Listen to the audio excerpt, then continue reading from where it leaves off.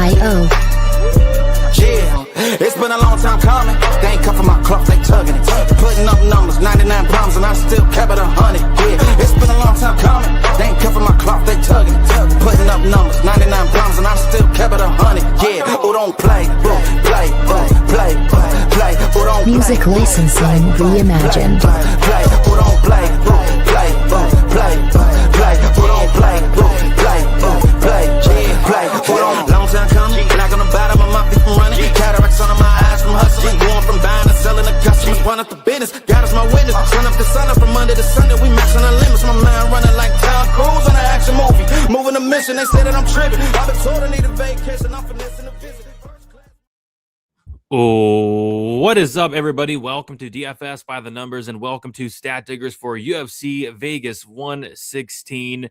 We are back in the Meta Apex for I think a 13-fight card. Just added a random fight today, which is awesome. I love that. But Weezy, we are back at it. I think we're in like, what, a 50-week stretch right now? Well, at least it feels like a 50-week stretch, but we're back at it, Weezy.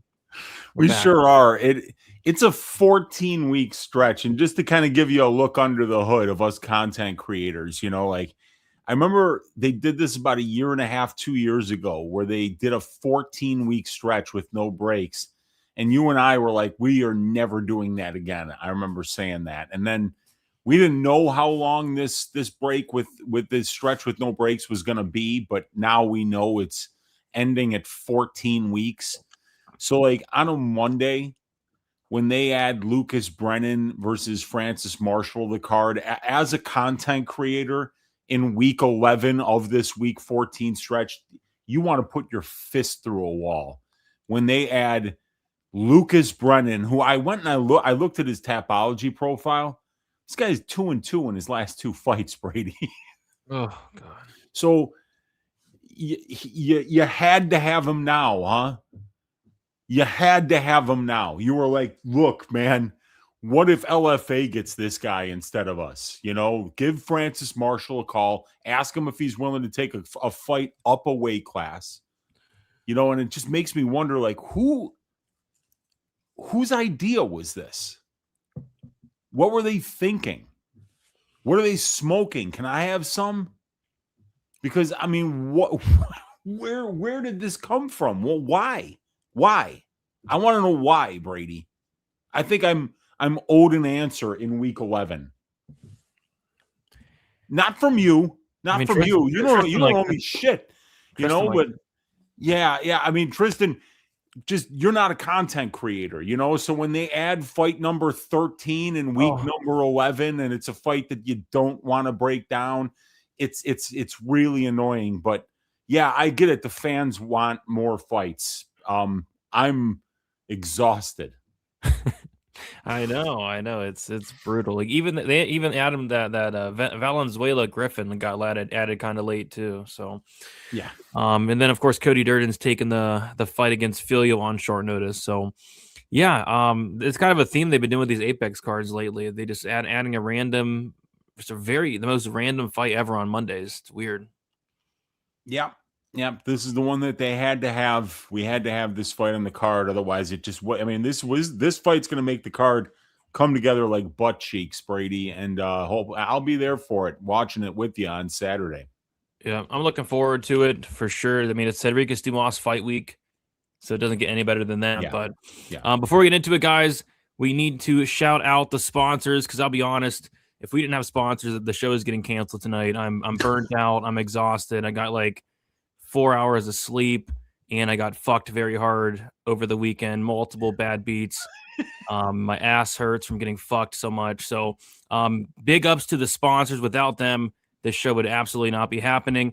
And let's shout out Big Steve, the Big Brain Discord. Big shout out to Big Steve. Guys, go check him out. If you want another Discord to join, or if you're new to Discord, go check it out. Big Brain Discord. Bunch of sharp guys in there talking MMA, doing other sports other than MMA as well. And they do all kinds of promotions, not just UFC. They're doing every single promotion you can think of. If there's a promotion, they're doing it. So check them out. Big ups to Big Steve. Thank you for keeping the show alive. Without Big Steve, I'd be sleeping right now. So big shout out to Big Steve. And then another big shout out to our other sponsor. That's going to be Underdog Fantasy. Right now, if you go to Underdog Fantasy and use code DFSBTN, you'll get $50 in bonus funds when you play with your first $5 lineup. I do want to say I appreciate the couple of you guys that signed up last week. I think we got 2 or 3 signups last week, so that's awesome. That helps us a ton because we've been getting paid nothing to come on here each Monday and in the fight companion. So that is absolutely the best way to support us, coming on here for a lot of hours. We do Stat Diggers for about 3 hours, and then we do the fight companion anywhere from 6 to like 8 hours on some cards. So it always feels good to get paid for doing work, Weezy. I know, man. Who doesn't love volunteering though? I'm sure we would all do it 60 hours a week if we could, because there's nothing more satisfying than showing up to working your ass off and we're literally receiving nothing at the end of the day other than the what do they call that? The satisfaction of a job well done. That's worth something. You can't bring it into a restaurant and buy food with it or buy a roof over your head with it, but it makes you feel good, Brady. And you know what? Breaking down these fights makes me feel good. So we're going to have a good show today for these guys. It's fucking UFC Vegas 116. Stand up, you pricks. We're ready to break this card down from top to bottom, east to west, north to south. We're going to give you all the angles. We're going to give you all the numbers. We're going to give you all the reads right here on Stat Diggers, Brady. We're shaving ass this week. Stand up. Stand up. Stand up. Underdog Fantasy, stand up. Big Steve, stand up. Yes. Uncle Weezy, stand up. Big Brain Discord, stand up. What? I wasn't being negative. Was I being negative? I'm looking forward to this card. Apex cards are the best, dude. I'm not even joking. Like, I love Apex cards. Yeah, dude. If you're not fired up for Palastri, Allen, Carr, just get the fuck out of this chat right now. We don't need you here. Get the fuck out, Peter. Get the fuck out. All right. So before we get into the chat here, we got a lot of people. Thank you guys all for hanging out with us on a Monday. I want to do a quick recap of UFC Winnipeg. And, well, for me personally, I did not win, and I certainly got pegged.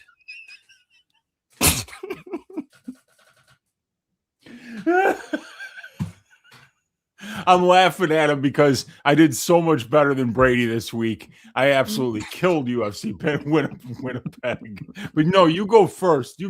All right. I get to complain about my multiple bad beats. So, all right. So yeah, I had a couple really, really good reads. Weezy, I had a hot take for last week. I was saying it all week.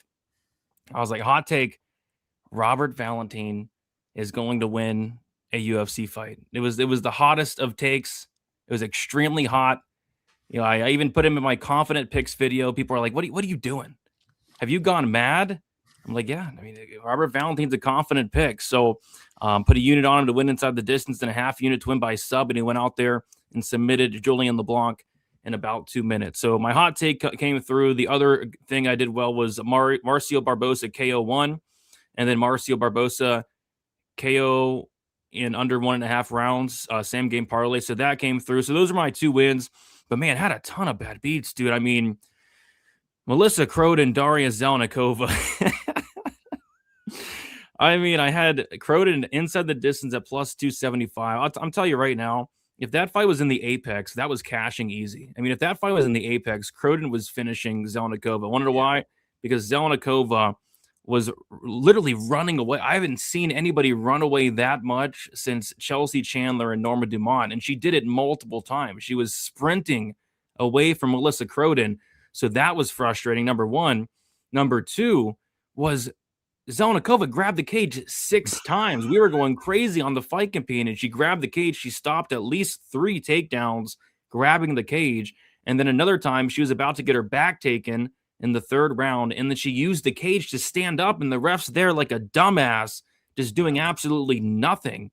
She grabbed the cage like 5 or 6 times. I don't think there was even a warning. And then to make matters worse, Weezy, she gets into full mount Croden with 20 seconds left. She starts pounding Daria's head into the canvas, the ref could have stopped the fight. And if there were a couple seconds left, the fight would have been stopped. So miss out on a plus 275 inside the distance prop. The other bad beat was I had the fight doesn't go to decision. Gage Young, Thiago Moises. Gage Young's putting it on Moises. Gage Young drops Moises, and instead of either following him to the ground and following up and pounding him out, or even letting him back up, say get up, bitch, get up, bitch. Instead of doing that, Gage Young starts doing a full-on dance routine, like he's on America's Got Talent. I have a fight, doesn't go to decision, bet, and he's doing a full-on dance routine during the fight. Really, Gage? Really, Gage? So that hurt. And then the biggest, the one that stings the most, Wheezy, is Jai Herbert got a finish, dude. Jai Herbert got a finish. The Nalo Herbert fight was over a 6-unit swing. I had Nalo KO 1 at plus 575, and then Nalo round 1, round 2. Nalo hurts Herbert with each strike that every time Nalo lands on Herbert, Herbert falls down. Herbert starts running away. Nalo gets over aggressive and then walks into a big punch and gets knocked out. It's like, really? Yeah. Really? So Jai Herbert got me, man. So, that hurt. And then I think my worst bet of the night was the freaking Jazz Divicious Karina Silva. They call Karina Silva killer. They need to take out that nickname. I don't know what that performance was. She looked terrified of the striking of Jasmine Jazz Divicious on the feet. Karina Silva refused to do anything on the feet, and then she kind of just lay on her back and threw up submissions that have a 1% chance of working. And then Jasmine kind of just was content to stay on top and get the win. So that was probably my worst bet. But yeah, I had a couple of bad beats in there. I truly feel like it could have been in an alternate universe, like a 10-unit night. I'm actually pissed I lost money because a lot of spots were right there. Ended up being a little bit down 2 units, but I'm pissed off, and I'm looking to come out here and cash some bets this week and cash some big plus money bets, because there's a lot of spots sticking out in this Vegas card. So, Weezy, how did UFC Winnipeg go for you? Did you get pegged or no? Yeah, I sure did. And I mean, like, I had a couple of bad beats, couple of bad bets though as well. You know, not much to really complain about. Thiago Moises was my only money line bet, 1 unit at plus 130. Looking great after round 1, but Gage Young won big moments in round 2 and round 3. And he did a lot more on the feet too. He was just throwing a lot more volume. So I didn't hate the bet at plus 130 when you're up 1 round, you know, with 2 and 3 left to go. I thought maybe Thiago would be able to find another takedown and win some minutes and bank that one for me. But Gage Young looked great. He looked much improved. The takedown defense was really good, and the volume was really good. So good performance by Gage Young.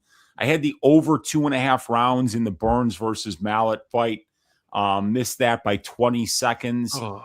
And, you know, I mean, it was looking good, man. Like, nobody was in any trouble in rounds 1 or 2. You know, they were both kind of finding their rhythm. But, boy, I mean, Burns is just done, dude. I mean, he looked glacial out there. He looked so slow. Every overhand right that he threw, he might as well have written Mike Mallet a letter saying, I am about to throw an overhand right. So it was just a matter of time before Mallet caught him. And when he did, he swarmed. And I missed that over by about 20 seconds. I had a 1/4 unit on Jordan to win by submission. That got nowhere close. I had the same action that Brady had on the Croden fight. I had a 1/2 unit on Croden to win inside the distance. I had a 1/4 unit on Croden to win by knockout at plus 550.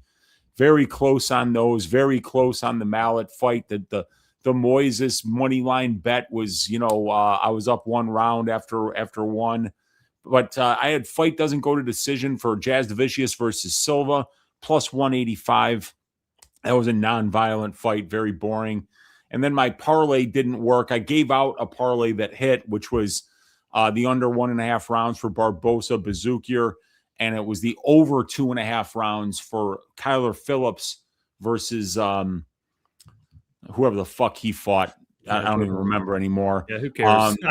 Who? Jourdain. Oh, is that who it was? All right. Yeah. It was Charles Jourdain. So that parlay would have hit, but then when I went to put it in, I gave it out at minus 180, and it moved to minus 220 for a second. So I put Jamie Siraj in there, and boy, oh boy. I mean, sometimes, like pre-flop, if you watch the tape on John Giannis, the guy has horrible takedown defense, and just gets dominated by grapplers. And that's all really you see Siraj do is wrestling. And he's not a very good wrestler, but he would, pull guys on top of him and then sweep them and, just grapple with guys until he found the position he wanted. And he didn't even try to wrestle until he got rocked by Giannis. And Giannis doesn't really like flatline people early in fights, but he sure did Siraj. So that was embarrassing to throw that guy in a parlay because like he will beat nobody at this level. Because if you're getting flatlined by Giannis as if he's Francis Ngannou and you can't even take that guy down and your striking is that bad. It was like when Stuart Nickel couldn't take Lucas Rocha down. You're like, okay, this guy's got a 0% chance to win any UFC fight, unless they bring in like, a crippled kid on the roster or something like that.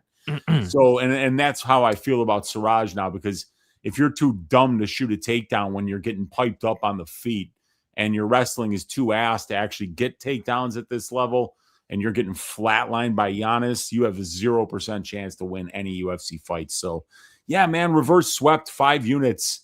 Couple bounces could have went my way, but they didn't. And, we're going to move on to the next week. Yep, that's all we can do, Yeah. And we got to talk about the Horth fight, Brady. Let's talk about it. Let's talk about it. Because like people are absolutely furious about this, and we were watching the fight with the sound off. I put a small bet on JJ Aldrich at plus 800, somewhere halfway through the second round. With the sound off, that was a close fight to me. I think you could make an argument for 30-27 Horth, but I think you could also make just as cogent of an argument for JJ Aldrich 29-28. And the one thing that I've said it numerous times on this show, Brady, body strikes and leg strikes don't get scored unless you drop somebody with them or unless somebody shows visual damage from it. These boxing judges only give a shit about head strikes. And JJ Aldrich landed more significant head strikes than Horth did, and she landed a lot more. She was a lot more accurate and defensively responsible with her head strikes as well. So I wasn't surprised by the decision at all. And then to hear everybody talking about how that's the robbery of the year, I'm like, I don't know how anybody could call that a robbery when I don't even think one round was clean. Nobody got a knockdown. Nobody got any takedowns or any top time. Nobody rocked their opponent. How the hell is that a robbery? I don't know, but Twitter was blowing up, dude. They were furious. Blowing up. And I'm just wondering, I must have missed something on the commentary.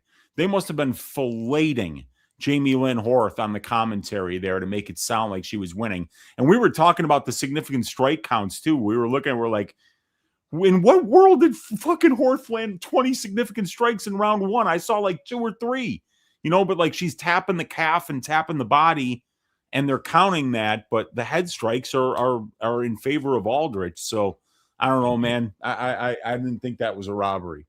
No, I didn't either. I want to go back and watch it to hear the commentary. Maybe they were sucking the cock of Horth. I don't know, but I thought it was a close fight. Yeah, and then the significant strike graphic popped up in the first round, and it said Aldrich had 4 strikes. I'm like, what? I thought she was winning the round, So I'm like, okay, but like I said, when you watch with the sound off, you don't wind up getting influenced by what they're saying. They must have really been sucking that cock, because my gosh, I think Horth is like minus like 10,000 at the end of the fight, something crazy like that. Yeah, that was a weird one. Yeah, it was. All right, let's get into the chat real quick here. Has Julian LeBlum threw a punch yet? I don't know if he landed one. And by the way, who needs to get help, guys? I didn't do a poll. I got Siraj, Nalo. Like, who else needs help, Weezy?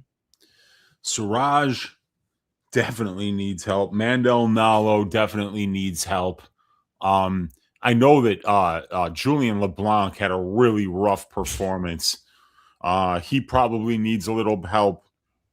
What about Dennis Bazookier, our poor guy? He got absolutely flatlined. That was a brutal KO. I thought he died, Wheezy.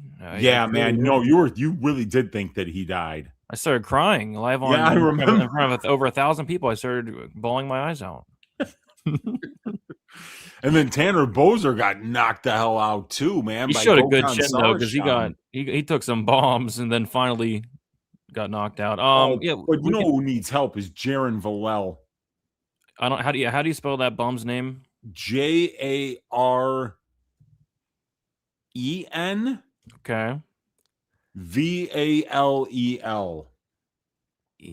Okay, we'll start the poll there. Yeah. All right, you guys can vote to see who needs to get help. Bodacious Cake potentially needs some help. Okay. Sometimes we all need a little bit of help. I need some help right now. I'm freaking exhausted. All right. We got a large one in here. What's up? Canadian MMA needs to get some help. Yeah, they didn't do too well. I think maybe 2 or 3 wins. Mallet, Jordan, and Jazz Devicius. 3 wins. Okay, it's not awful. It's not. I think 3 and 6 maybe. Oh, and Croden. Croden got a win, and a lot of people thought that Horth won that fight. Okay, maybe they don't need as much help as you would think. Yeah. Hopefully that makes it in the poll today. Canadian MMA is trash. They're not as bad as you think, though. Jamie Siraj and Julian the Bum need to get some help for sure. The refs in the Horth fight as well. Yeah, Siraj and LeBlanc definitely need help. Absolutely. Yeah. Nalo, Herbert, sick 2-minute fight. Barbosa, insane walk-off KO. Heavyweight scrap was actually good. Agreed. Croden Dari was also fun. Vlogin Castaneda, Jordan Phillips was a fun night. I thought it was a pretty fun night of fights as well. What was that Horth decision? I thought she won every round. The judges in the Horth fight need to get help. That was terrible. 9 out of 10 media members scored for Horth, and 8 out of 10 had it 30-27. Yeah, I scored it for Horth as well, but I thought it was closer than people thought. For a second, I thought they read the scorecards wrong. Yeah, I was kind of surprised it was unanimous for Aldrich in Canada. That's kind of what I was surprised about. Yeah. 150 likes, and Wheezy places a bet on Cody Durden. That's not enough likes for that. To lose? I think to win. I think. Oh shit! We're gonna need more likes than that. Not the best matchup. Happy Stat Dig Monday. Let's have a week. Let's do it, Cole. What is good? 150 likes, and Brady does a shoey. I don't really want to do that. Enriquez Dumas fight week. Let's go. It is finally time. It is finally here. Did my Julian LeBlanc bet cash? I don't know. Maybe. We'll have to go check the results. 200 likes and one side of an underdog, and Brady will sing a tune of his choosing. We might even get an Uncle Weezy story, and that we can do. Yeah. That we can do. Worst decision involving a Horth since Mr. Hands. Stroke that like button. Yeah, stroke it up. Pipe it up. The White Wabbit thinks JJ won that. Cleaner striking. Horth. I also thought Horth fought the dumbest game plan possibly imaginable. Like, your best attribute is that physicality, that size. Like, get the fight in the clinch. Maybe try to at least get the fight down to the ground. But she stood at range with JJ for 15 minutes. I did not understand that game plan whatsoever. We got Colby. Let's go.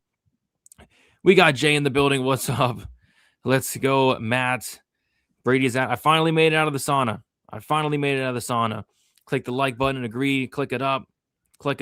Dumont versus Edwards. Yeah, we'll talk about that. They made it the co-main event, right? I think it's co-main event, right? It's the main event for ass lovers, Brady. You know?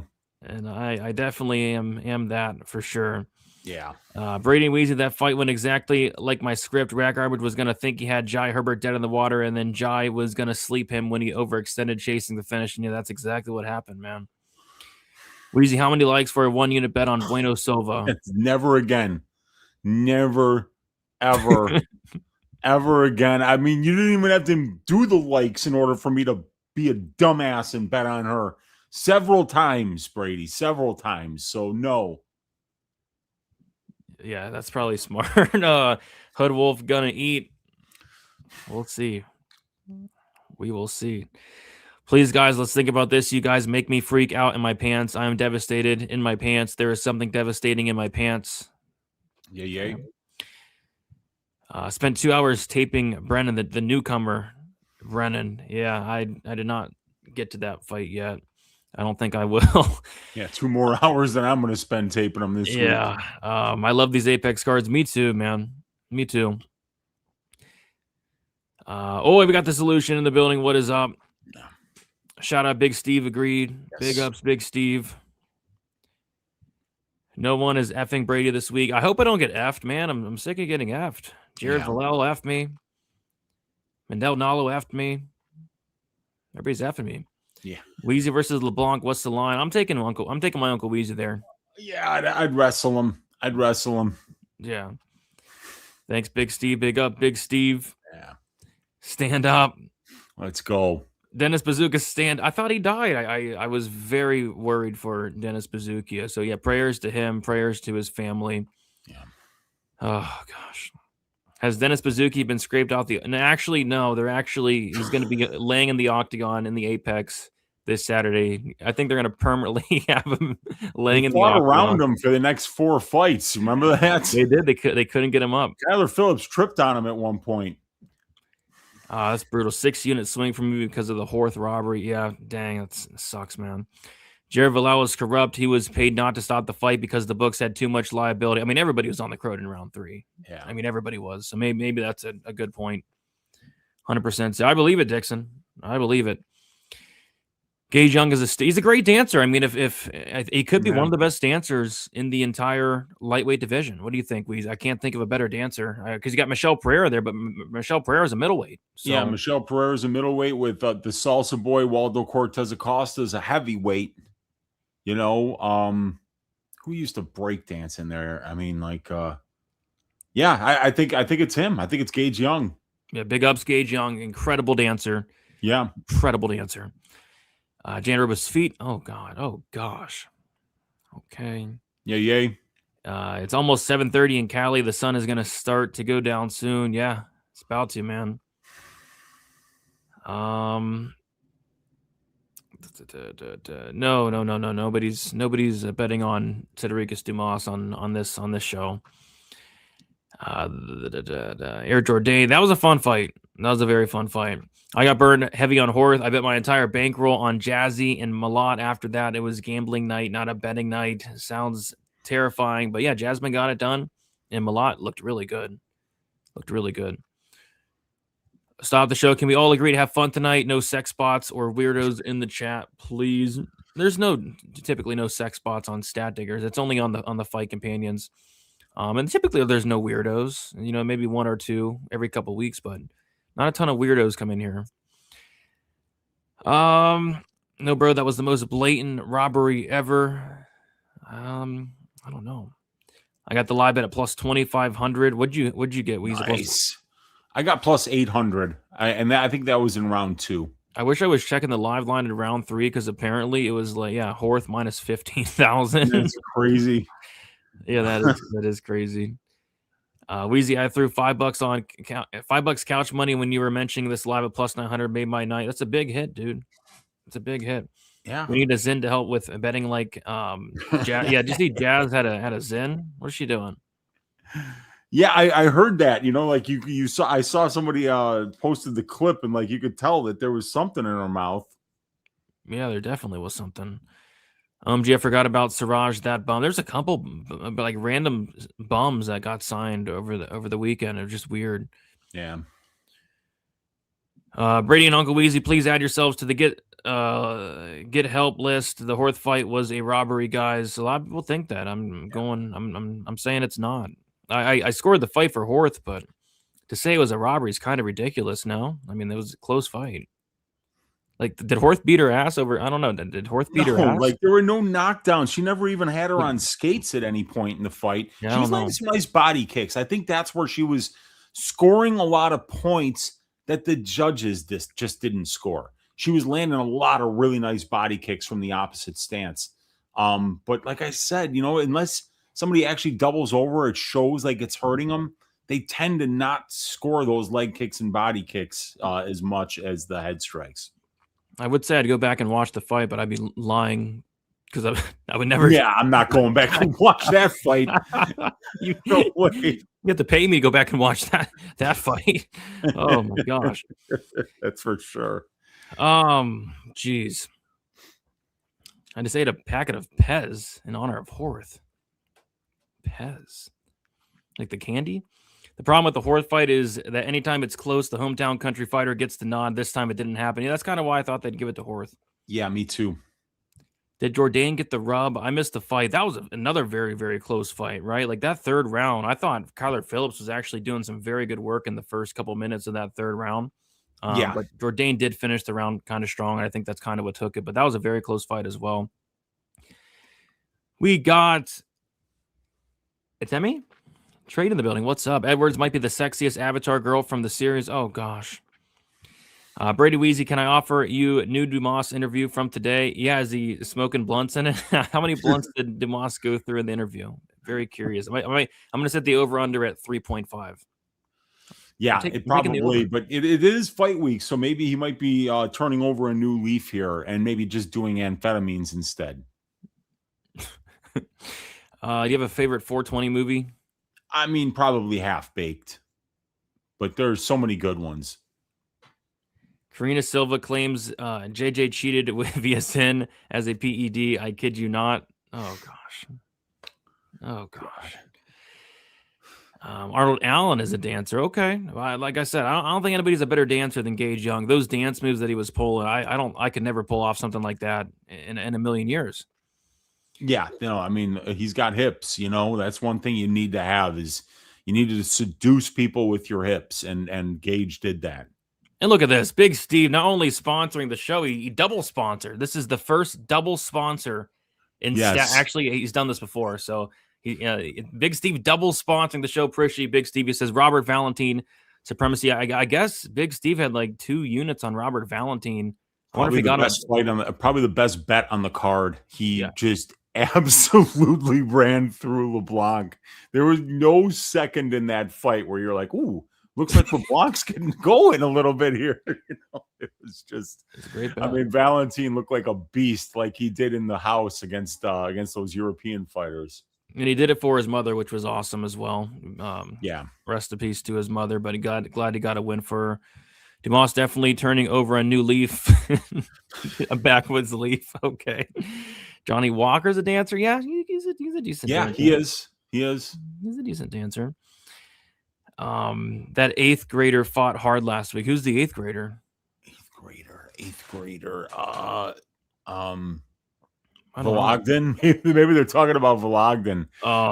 He looks so young, man, and so tiny. He does look like an 8th grader. But let's see who needs to get help. Oh, wow. Let's see. Wow. Here we go. I'm going to end the poll. Let's see who needs help. All right. So in 4th place, Jared Villel. 15%. Apparently, Villel might not need help. Okay. Grab the cage. Don't stop the fight and cash everybody's round 3 Croden and Croden ITD tickets. Dennis Bazookia, only 21%. I mean, I thought he died, but I guess he doesn't need help. I hope he's doing good.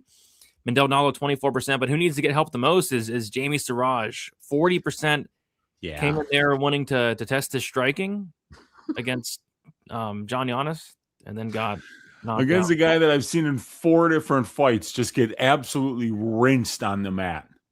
Yep. So big ups to Jamie Siraj. You had a huge opportunity and you blew it. All right. So last thing, guys, we'll get into these fights, and everybody's really looking forward to these fights. So the piping of the week, you guys voted for Marcio Barbosa to pipe Dennis Bazookia. Yeah. This is a textbook example of a piping, guys. When we're trying to figure out a piping, either that should be in the piping dictionary, Wheezy. Marcio Barbosa to pipe Dennis Bazookia on site. I mean, that was a piping if I've ever seen one. Yeah, that's a violent piping. There are very few that meet the description like that one did. So that big ups Marcio Barbosa, man. What a way to announce yourself to the UFC fans.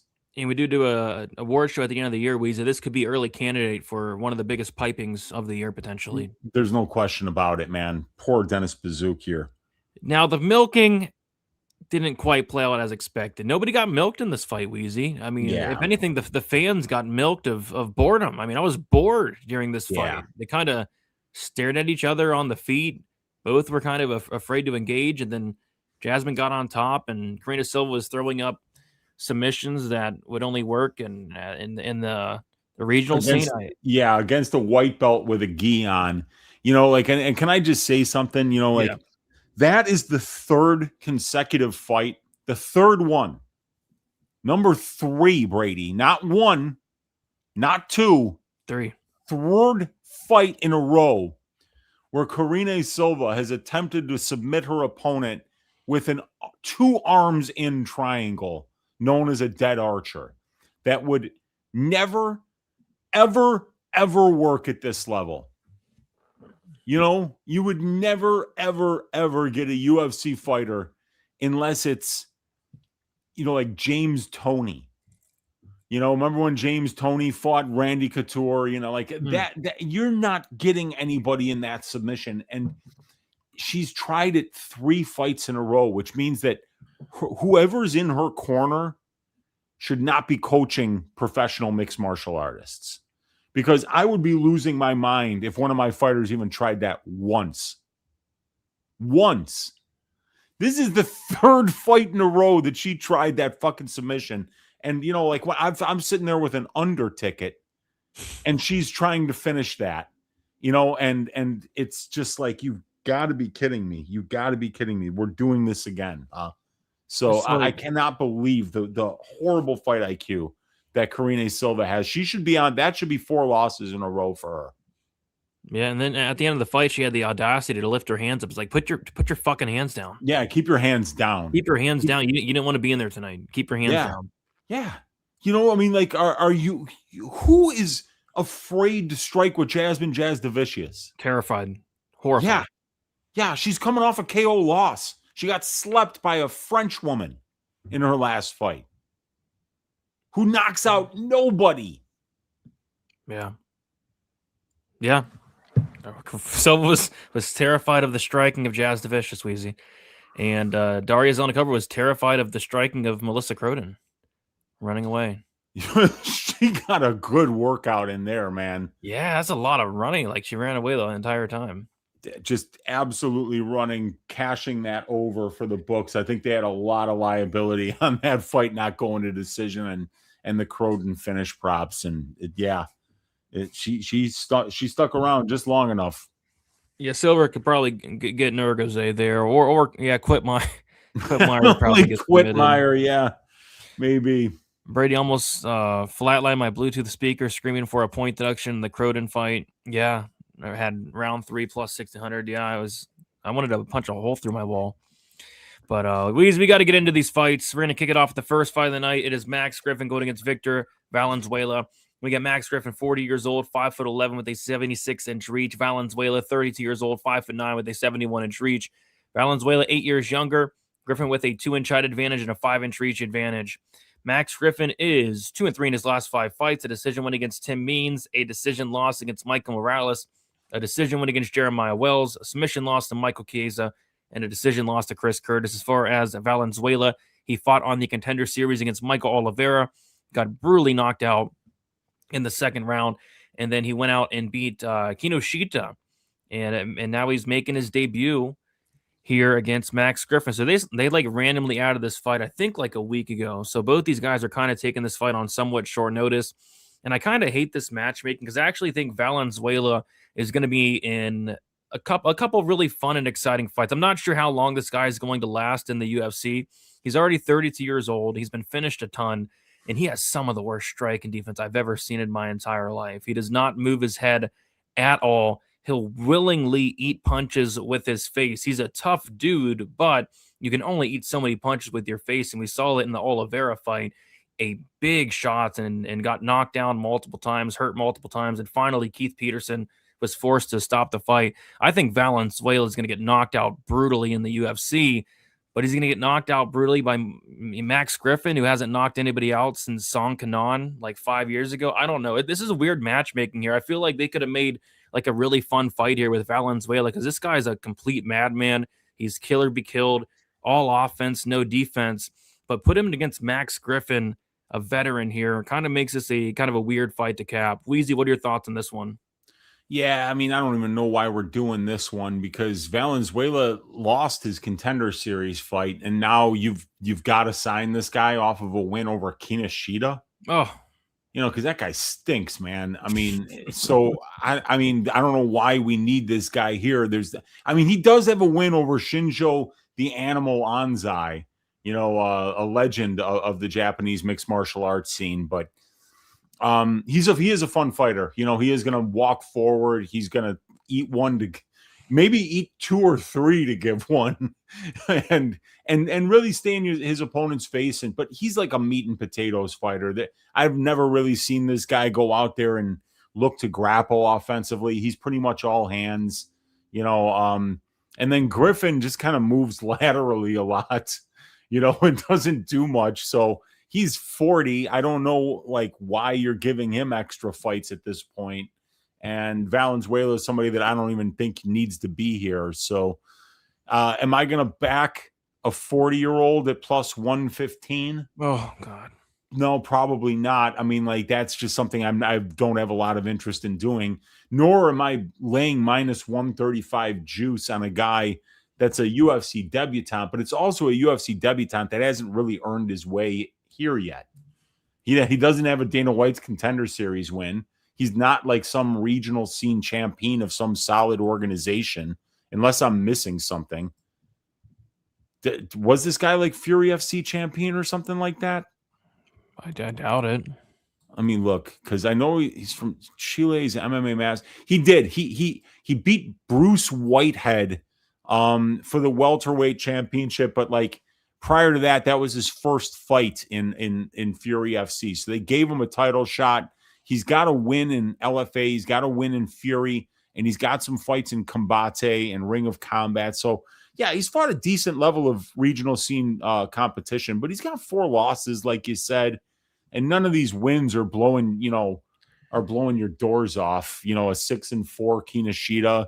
I don't know if Bruce Whitehead is a fantastic fighter or anything like that. So I don't know, man. I don't care. It should be. Hopefully, it's a fun fight. Hopefully, he can track Max Griffin down, who loves to just kind of skirt around the outside of the octagon and limit exchanges.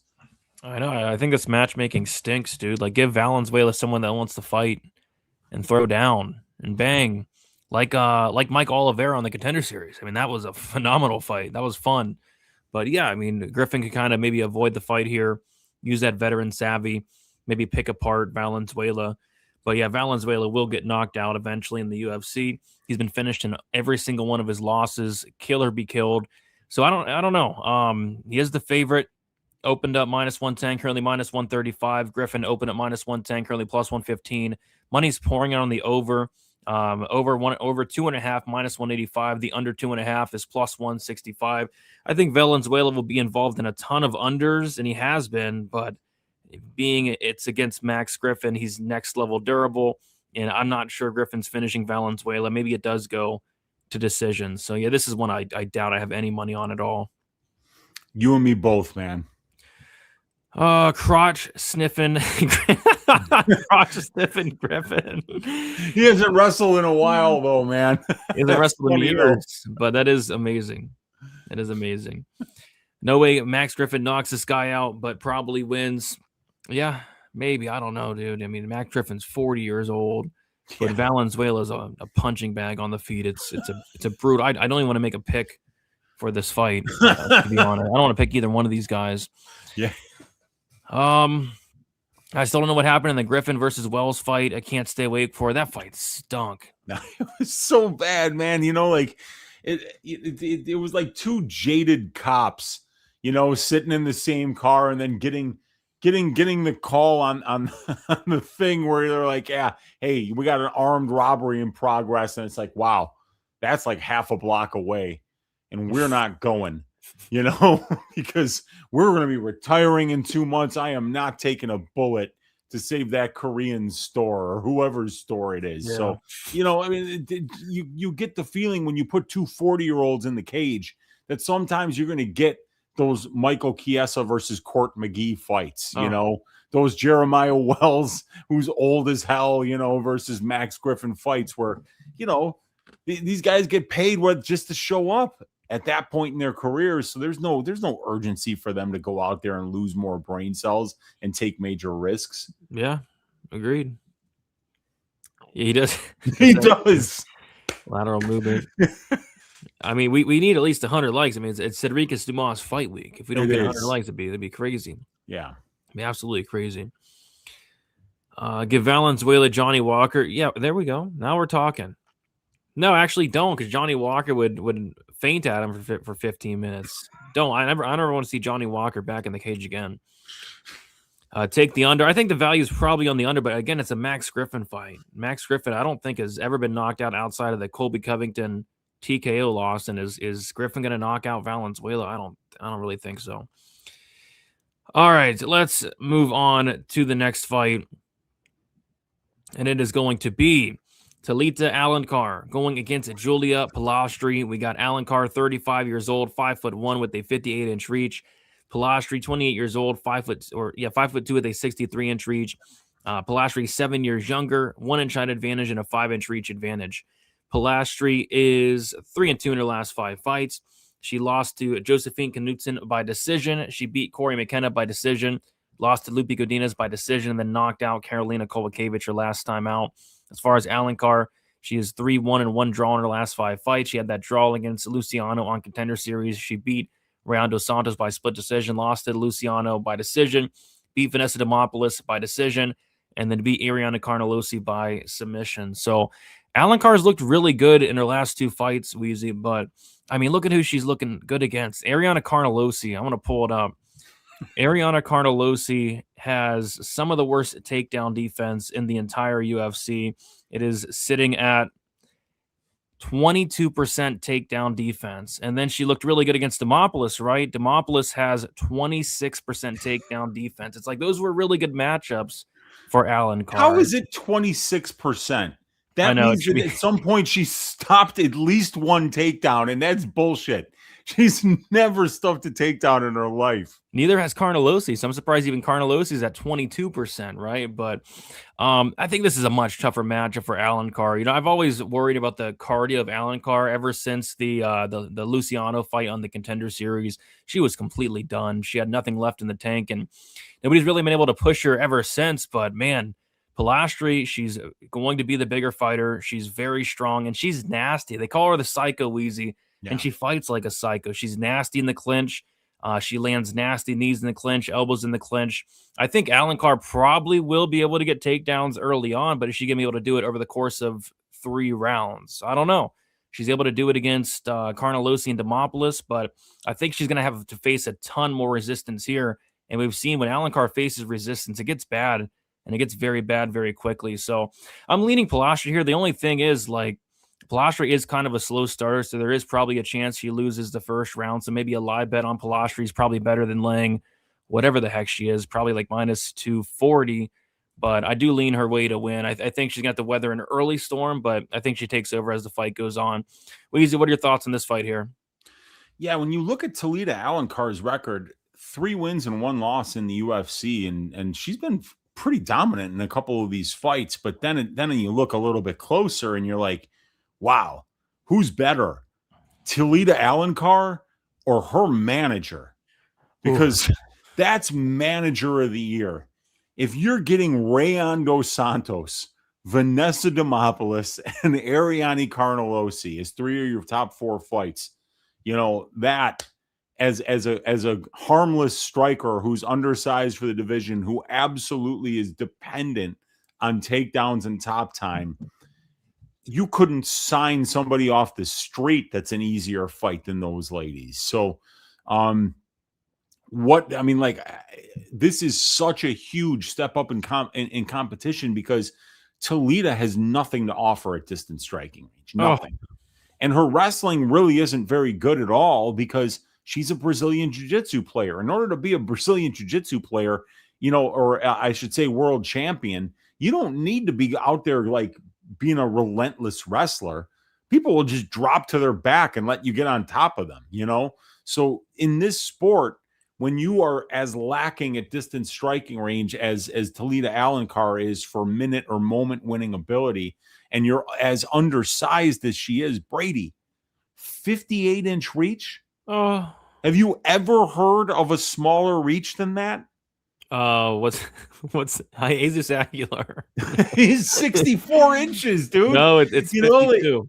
Is it 62? Okay, so 52. Julia Palastri's got 1 inch reach on our guy Jesus Aguilar, but so Alencar has really got to have grappling success, and she's getting her takedowns at a 34% clip, but that's against ladies with like 10% takedown defense in Carnelossi and Demopoulos. So I think the Palastri's gonna stuff these takedowns. I think she's probably gonna keep this fight upright, and while it's there, she's gonna be throwing more, she's gonna be landing more, she's gonna be doing more damage, and she's super durable up there as well. So I like Palastri to win this and potentially find a late finish with a knockout.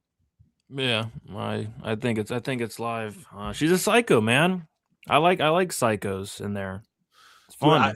I don't know if you've ever seen the movie Stripes. It's a classic from way back in the day with Bill Murray, but there's a character that Bill Murray's doing basic training with called that. His name is Francis Sawyer, but he makes everyone call him Psycho. And he's a hilarious, so whenever I hear the nickname Psycho, I think of Francis Sawyer and Stripes, and it just makes me smile. So like Palastri I'm rooting for her. With an awesome name like Psycho, I'm in. Let's go, Julia Palastri. Let's go. Just subbed to Palastri's OnlyFans a few days ago. There you go. Does she have an OnlyFans for real? Dixon, why didn't you let us know? Yeah. Palastri KO is live. Yeah. Might be waiting for Talia to win round 1. I don't know. Maybe she doesn't even win round 1 though. Like this is this is not Vanessa Demopoulos or Ariana Carnelossi. This is or Rayan Dos Santos. This is that, and I thought she might have lost to Dos Santos. That was a very, very close fight. I'm not watching that. I'm gonna ask you for a very brief synopsis of it because they're not paying me enough to watch that fucking fight. There's no chance, Brady. It was very bad. Talita should have lost to Dos Santos. Yeah, I thought Dos Santos won it. It was a very close fight. 58-inch reach must be a mistake. And no, Corey McKenna has a 58-inch reach as well, so they're tied. I have a 58-inch reach. Nothing wrong with that.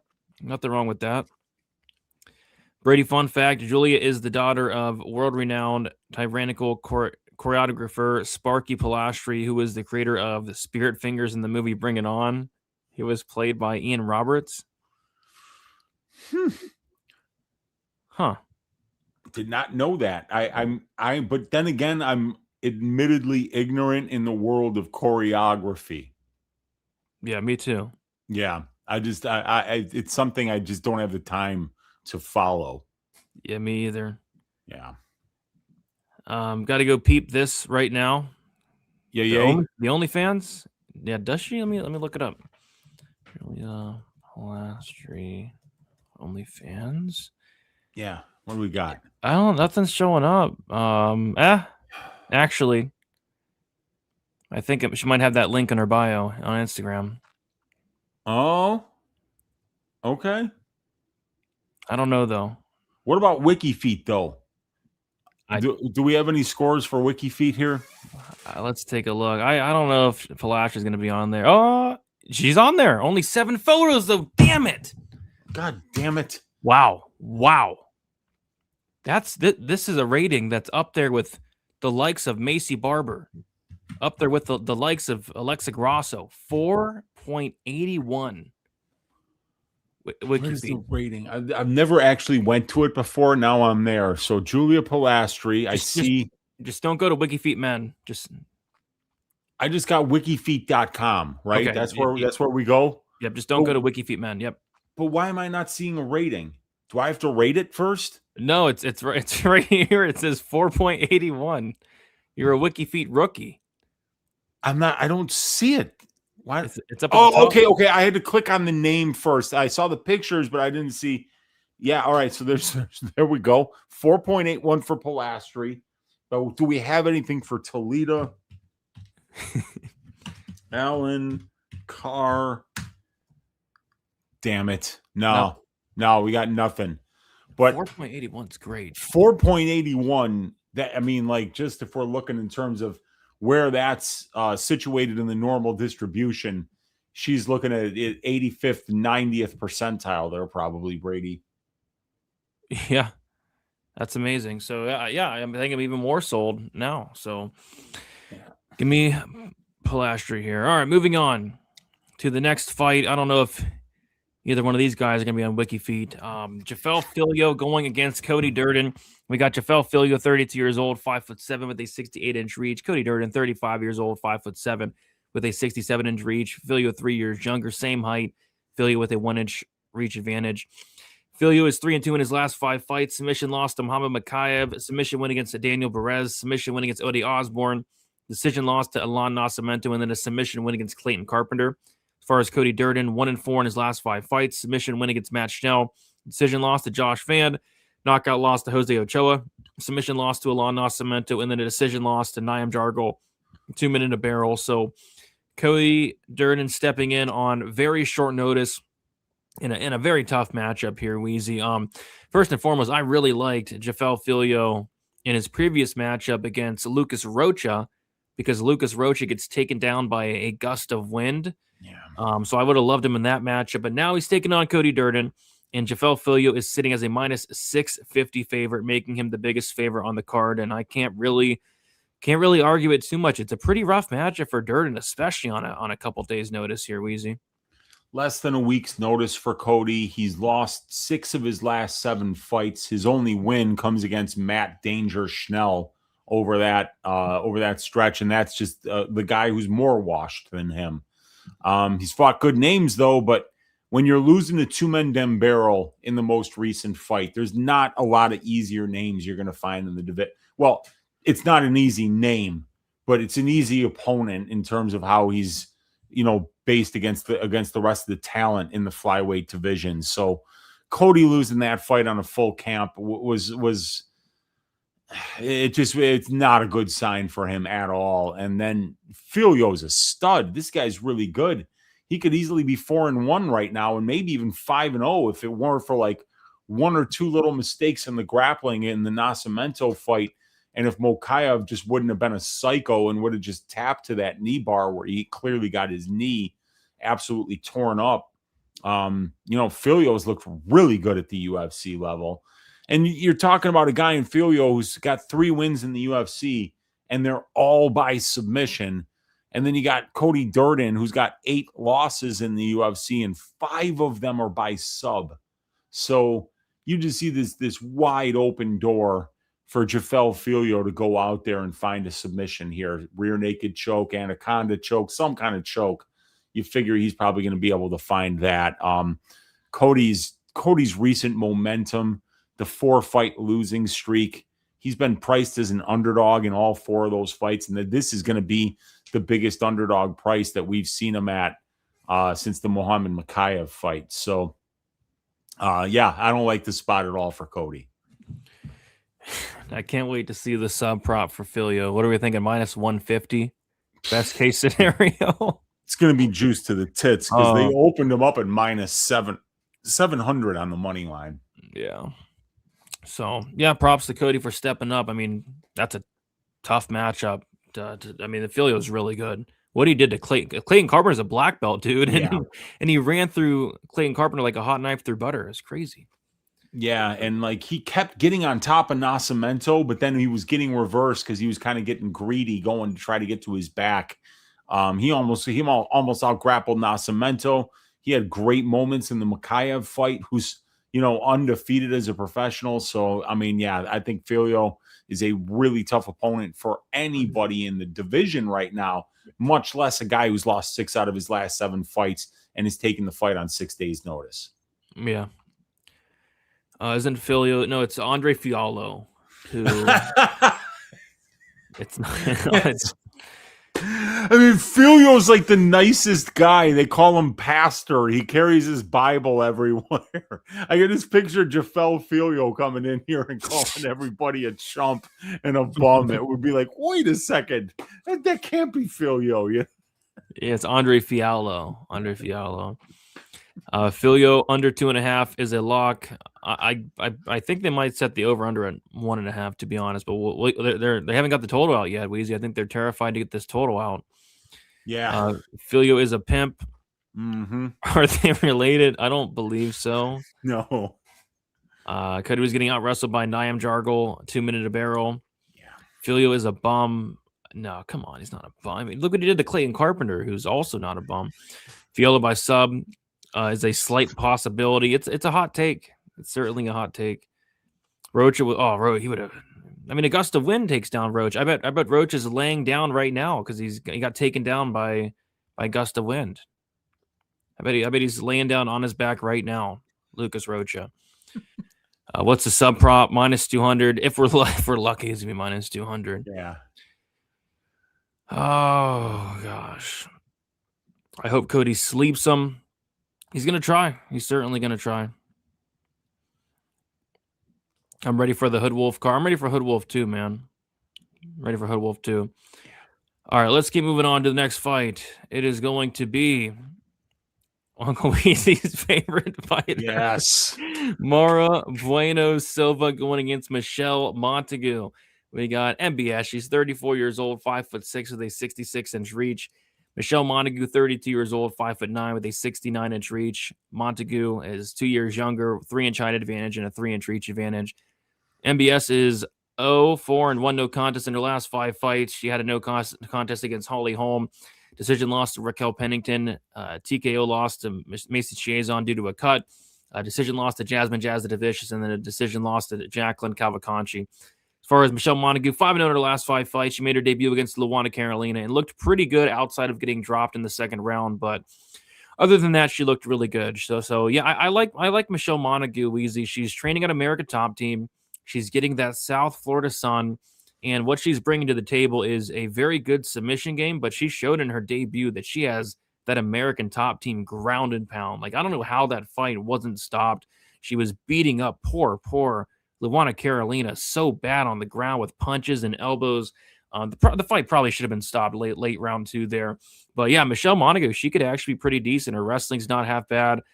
Good jiu-jitsu, really good jiu-jitsu. And then like that ground and pound that like I spoke of.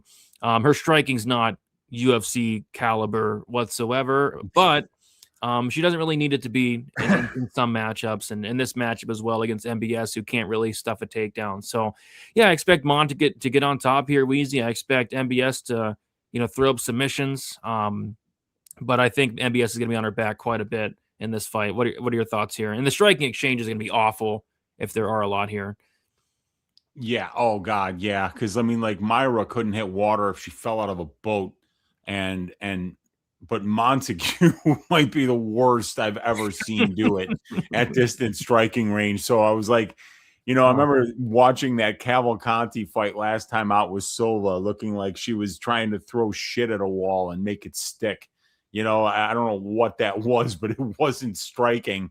But I was like, yeah, she pieces up Montigu on the feet though.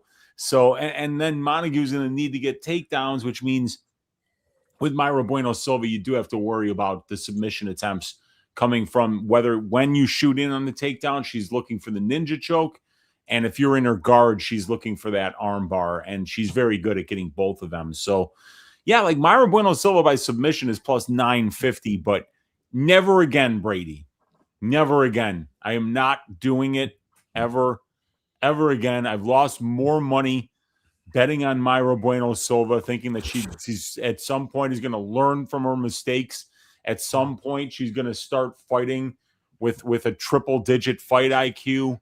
At some point, she's going to shore up her striking or her takedown defense or the ability to control the phases of the fight. And every time I'm sitting there holding a ticket that I have to tear up, and I have to look at myself in the mirror, asking myself about the decisions that I've made in my life that have brought me up to this point, that long, hard look in the mirror. Why am I betting Mayra Bueno Silva to win fights at the UFC level? I laid juice on her to win the title against Raquel Pennington. I thought against Jacqueline Cavalcanti, I'm like, if she can get this girl down once, she could submit her. You know? I remember thinking in the Jazz Davicius fight that she could knock her out on the feet, you know, because Jazz Davicius got terrible striking.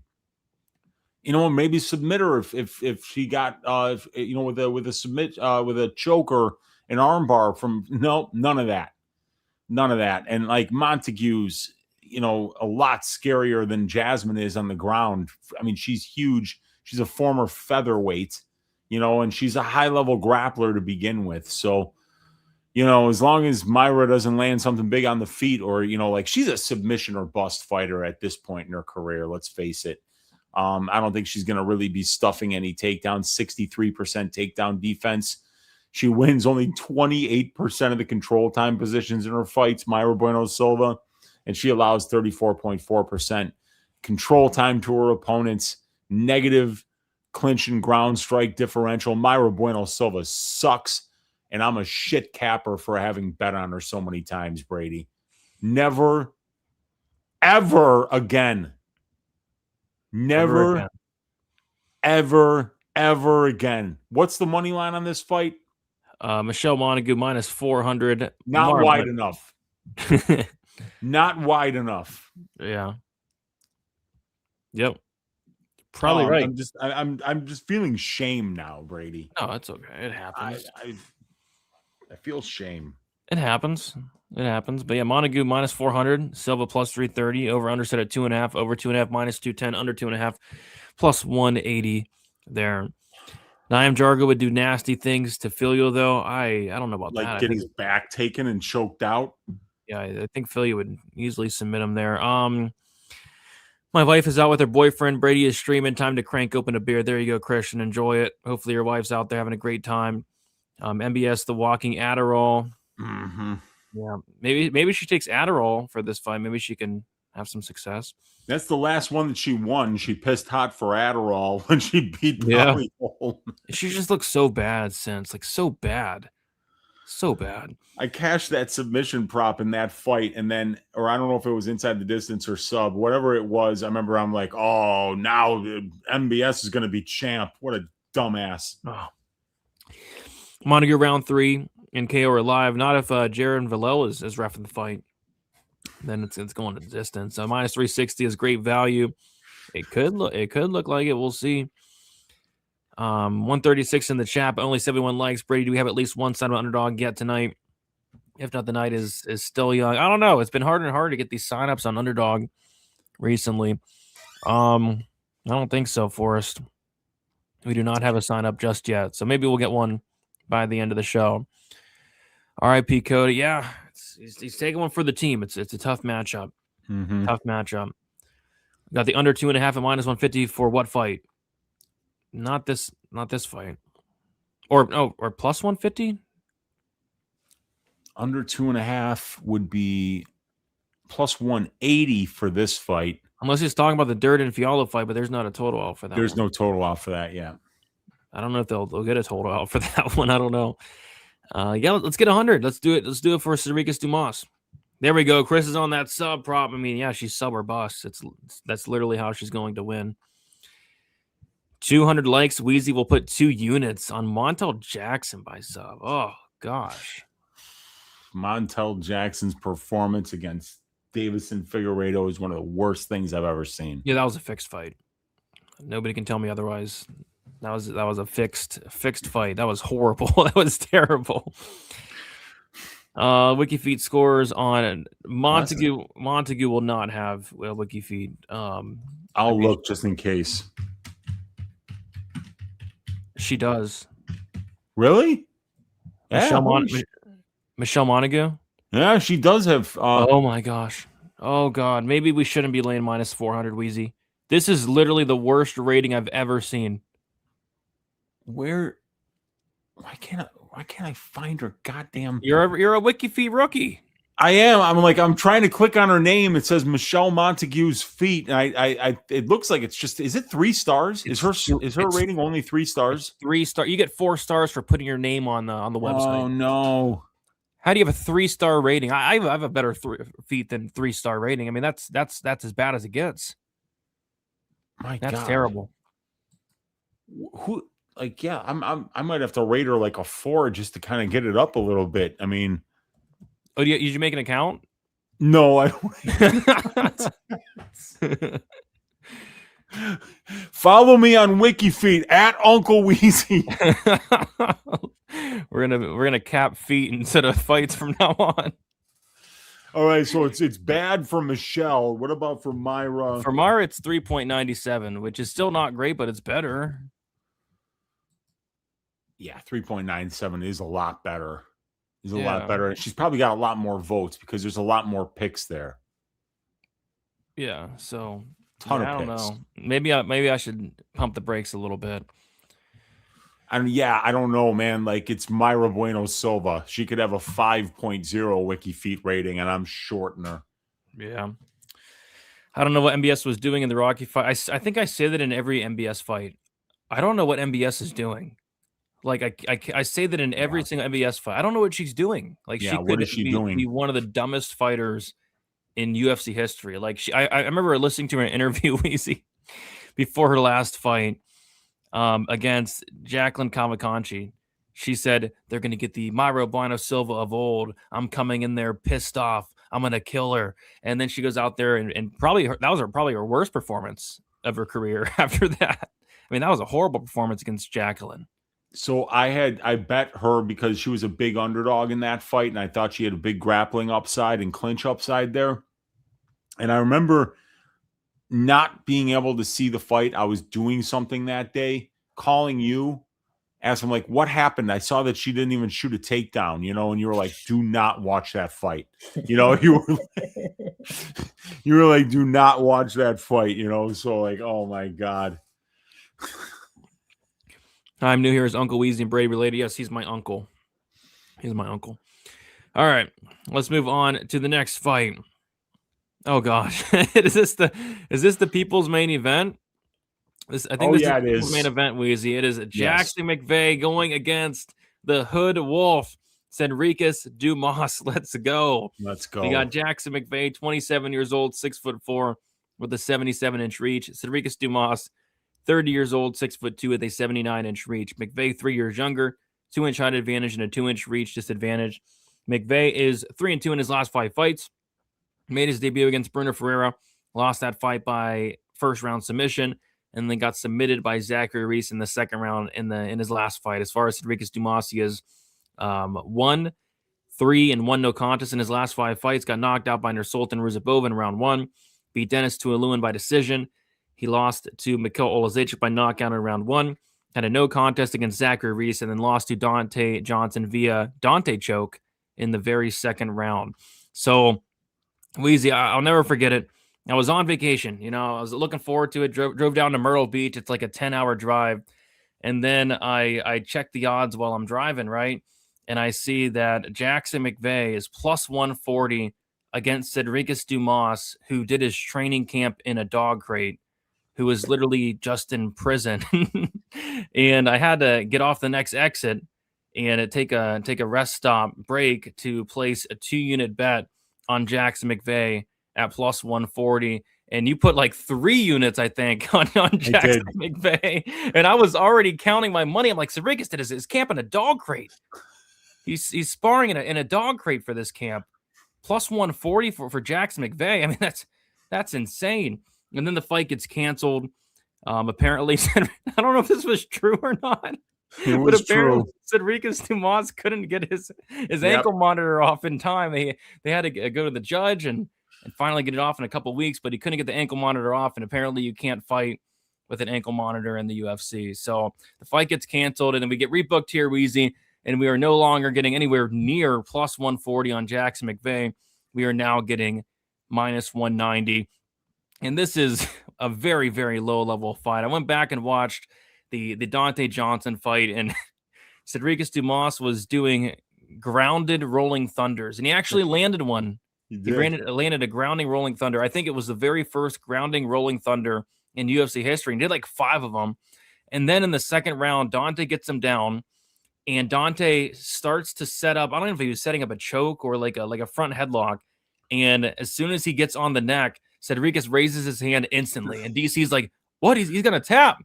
And the other announcer like, "What? What do you mean he's gonna tap?" And then the choke isn't even locked in, and Cedricus just starts tapping, and I'm like, "What even was that? Like that wasn't even a real choke. I guess they called it a guillotine choke. That wasn't a guillotine, Wheezy.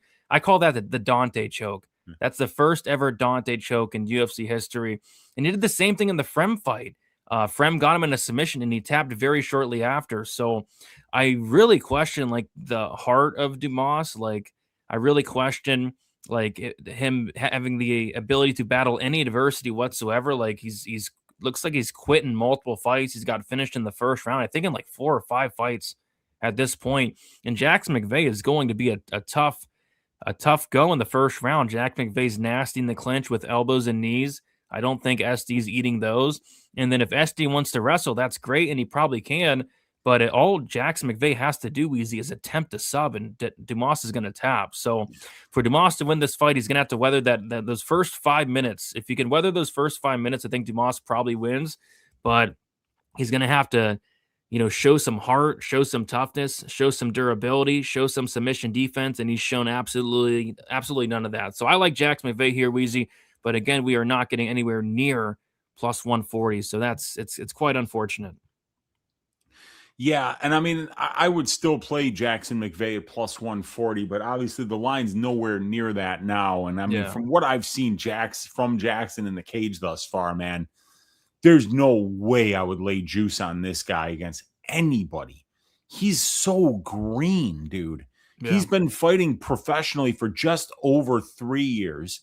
He only has 8 fights, and his entire career of mixed martial arts fights has lasted less than 20 minutes. So he's very front-loaded. This guy's conditioning is awful. His takedown defense is awful, but his clinch game is phenomenal, and he's super tall and long for the division, and he's got a really good front choke game. He can find Darces, anacondas, that kind of stuff. So he's kind of a specialist at this point in his career. He's a submission grappler with ass wrestling. Excuse me. He's a submission grappler with ass wrestling. He's got terrible conditioning and below average striking. So you can't be laying juice on this guy because there's a path for Dumas here. He could actually get takedowns, stay safe from the submission, and just stay on top of this guy like he did against Abu Azaitar, like he did against Cody Brundage, like he did in the other fight that he won. Who's the other bum that he beat? Oh yeah, Tialulin, right? Yeah. So, that path is going to be there for him, because who's Jackson McVey's best win? Is it Mateo Top Ape Garner? Yes, it's Top Ape. That's his best win. It's Top Ape. And look, I mean, I hate to state the obvious, but I have to do it. You beat a guy named Top Ape, you're going to be on the UFC's radar. It was just a matter of time before Jackson McVey got signed, but it was still a little early, in my opinion. I know he beat Top Ape. I know. And it was an impressive win, too. He absolutely put knees through that dude's belly in the clinch and looked phenomenal there, but this guy's never beaten a UFC level fighter, not even close. So, I mean, like at this point, is Cedricus Dumas the value side? Your Uncle Wheezy says yes, Brady. Oh, God. Yeah. Now, am I going to be betting on this fight? No, I'm not that bored. I'm not. I got other things going on in my life that I need to do, so I don't think I'm going to be betting on this fight. I'm going to be watching it, though, and it's going to be a really fun one. And one of these guys is going to get a win unless the ends in a draw or no contest, man. So I don't know. Dumas? Does Dumas get his first win since the Tialulin fight in 2024? Maybe. I don't know, man. I'm gonna have a unresponsible amount of money on this fight, Weezy. Are you really? You playing the unders? What are you gonna do? I have a couple things up my sleeve for this fight. Oh, I think I know what you're gonna do. I'm not gonna say it because you're waiting, but yeah. Yeah, I have a couple things up my sleeve, but yeah, I mean maybe a live bet on Dumas. Like he's gonna have to eat some big shots in the clinch. Like it just anytime he gets hit, he quits, dude. Anytime somebody attempts a sub, he quits. Yeah, I know. He's like I mean, he's definitely a quitter. Except for when it comes to quitting smoking weed or getting arrested. He's not going to quit doing that, but like he will quit to any kind of a choke after round one. That is for sure. Yeah. So we'll see. I do think Dumas is kind of live as well in a way. He's just gotta have to show some heart for once. Dumas needs money. Yeah, he does. He does. Dante the GOAT got mentioned. Oh gosh. Yeah. Let's get 100 likes for the legendary Hood Wolf. Let's do it for the Hood Wolf. Do it. Yeah, those lawyer fees are expensive. Dumas has said he is training and that he isn't focusing on no hoes. Okay. Yes. Good, man. There we go. Yeah. Let's go, SD Dumas. Yes. The Apex feels huge to the Hood Wolf. My goat Dumas. Yeah, let's go. Will his sparring partner, girlfriend be in the corner? I don't know. Haven't heard. I'd love to meet his lawyer. Yeah, me too. Wouldn't you love to sit down with that dude for a night and have a couple of whiskeys and just trade stories? I wouldn't even trade stories. I'd just be like, you got to tell me what this dude has been up to, man. Because I remember his lawyer saying something like trashing the justice system because they wouldn't take Dumas's ankle monitor off after getting arrested 15 times over a 3-year period. It's like, where's the justice? It's like, dude, wait a second. Like, where's the justice? This guy should still be in jail. Yeah.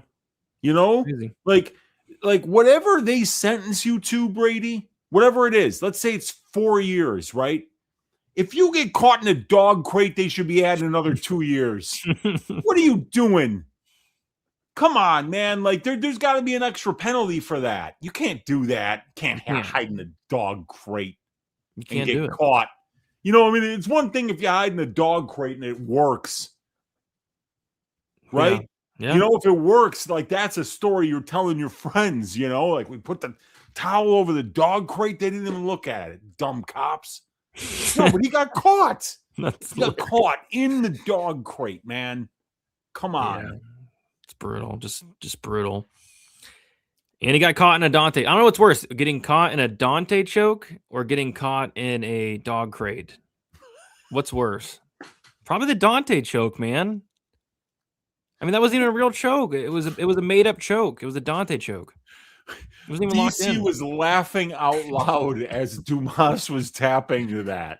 And guess who knows actual chokes? Jax McVey does. So it's I think the sub could be in play, but could also be a KO. I don't know.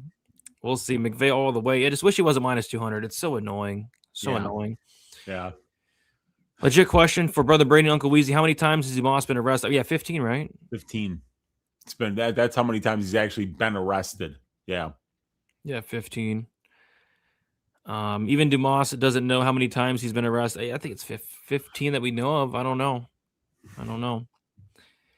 Dumas has more court appearances than UFC appearances by a lot. Yeah, he does. A lot. By a lot. McVey is going to eat Dumas. Dumas is only here for the check. Dumas versus Junior Tafa. Book it. That'd be a good fight. Would be a good one. I'd probably take I don't know, dude. I don't know who I'd take there. Oh, I did Dumas. I'd take Dumas. I bet Dennis Tuolumne over against Dumas. I mean, so maybe I'd have to take Tafa there. I don't know. I wish my daughter was old enough to date a successful athlete like Cedricus. Oh my goodness. Yeah. Dumas is okay. He recently got a dog. There we go. Got a dog food sponsorship. Let's go, SD. He's gonna wear it on the shorts. Nice. Oh my goodness. Never McVey. Yeah, he's minus 200. He's not plus money anymore, but maybe money will come in on Dumas. I didn't get to watch Clint's show yet with James Lynch, but is Clint on Dumas? Because Clint does like Dumas. Maybe Clint will move the line, and maybe we can get McVey at a playable number. But minus 200, it's not a playable number at all. Back to the drum. Yeah. All right, let's move on to the next fight. Hopefully, the next fight's better. Yeah, it's better. It's better for sure. We got Rodolfo Vieira going against Eric McConico. We got Rodolfo Vieira, 36 years old, 6 foot with a 73-inch reach. Eric McConico, 35 years old, 6 foot with a 77-inch reach. We got McConico 1 year younger, same height, and McConico with a 4-inch reach advantage. We got Rodolfo Vieira 3-2 in his last 5 fights. Submission win against Cody Brundage. Submission win against Petrosian. Decision loss to Petrosky. Decision win against Trayshawn Gorn. And knockout loss to Bo Nickel. As far as Eric McConico, 3-2 in his last 5 fights. Knockout loss to Nursultan Ruzaboev. Decision win against Cody Brundage. And then a knockout loss to Bossinger Susarkayev. So as you guys could tell, I'm extremely low on Cedricus Dumas. I think I'm lower on Eric McConico. I don't know what the heck this guy is doing here. I mean, the volume is some of the worst volume I've ever seen in my entire life. We're talking William Knight levels of volume in every single fight. He's been knocked out in all 4 of his losses. I think he's extremely chinny. And I'm just not sure he's going to ever get a UFC win outside of Brundage, but I'm not sure he even won that fight. And Rodolfo Vieira is coming off of a bad knockout loss against Bo Nickel, but this seems like a fight where he should get back on track. I was going through the record of Rodolfo Vieira, and I truly believe like this is going to be either his first or second easiest matchup in his entire career. And he's fought some very questionable guys early on in his career. Remember Saperbeg Safarov? He beat Saperbeg Safarov, and then he beat Oscar Pihota. Give me Safarov over Eric McConico. Safarov's got elite sambo, Brady. And he's a cheater. And you're allowed to cheat nowadays. I remember that, yeah. Oscar Pihota, maybe I'd take McConico there. Maybe I'd take McConico against Oscar Pihota. But regardless, I mean, Vieira should get back on track here. I was kind of surprised at the line. Vieira is only minus 265. I just can't envision what a McConico win looks like. It's like he doesn't do anything. And to win fights, as far as I'm concerned, you gotta do something, right? And he just doesn't do anything. Nothing. So yeah, for me, it's Vieira, and he should style on this guy. Give me Vieira here. What are your thoughts, Weezy? I was watching one of McConico's recent fights, and I forgot whether it was the Susarkayev or Brundage fight. I think it was the Susarkayev fight.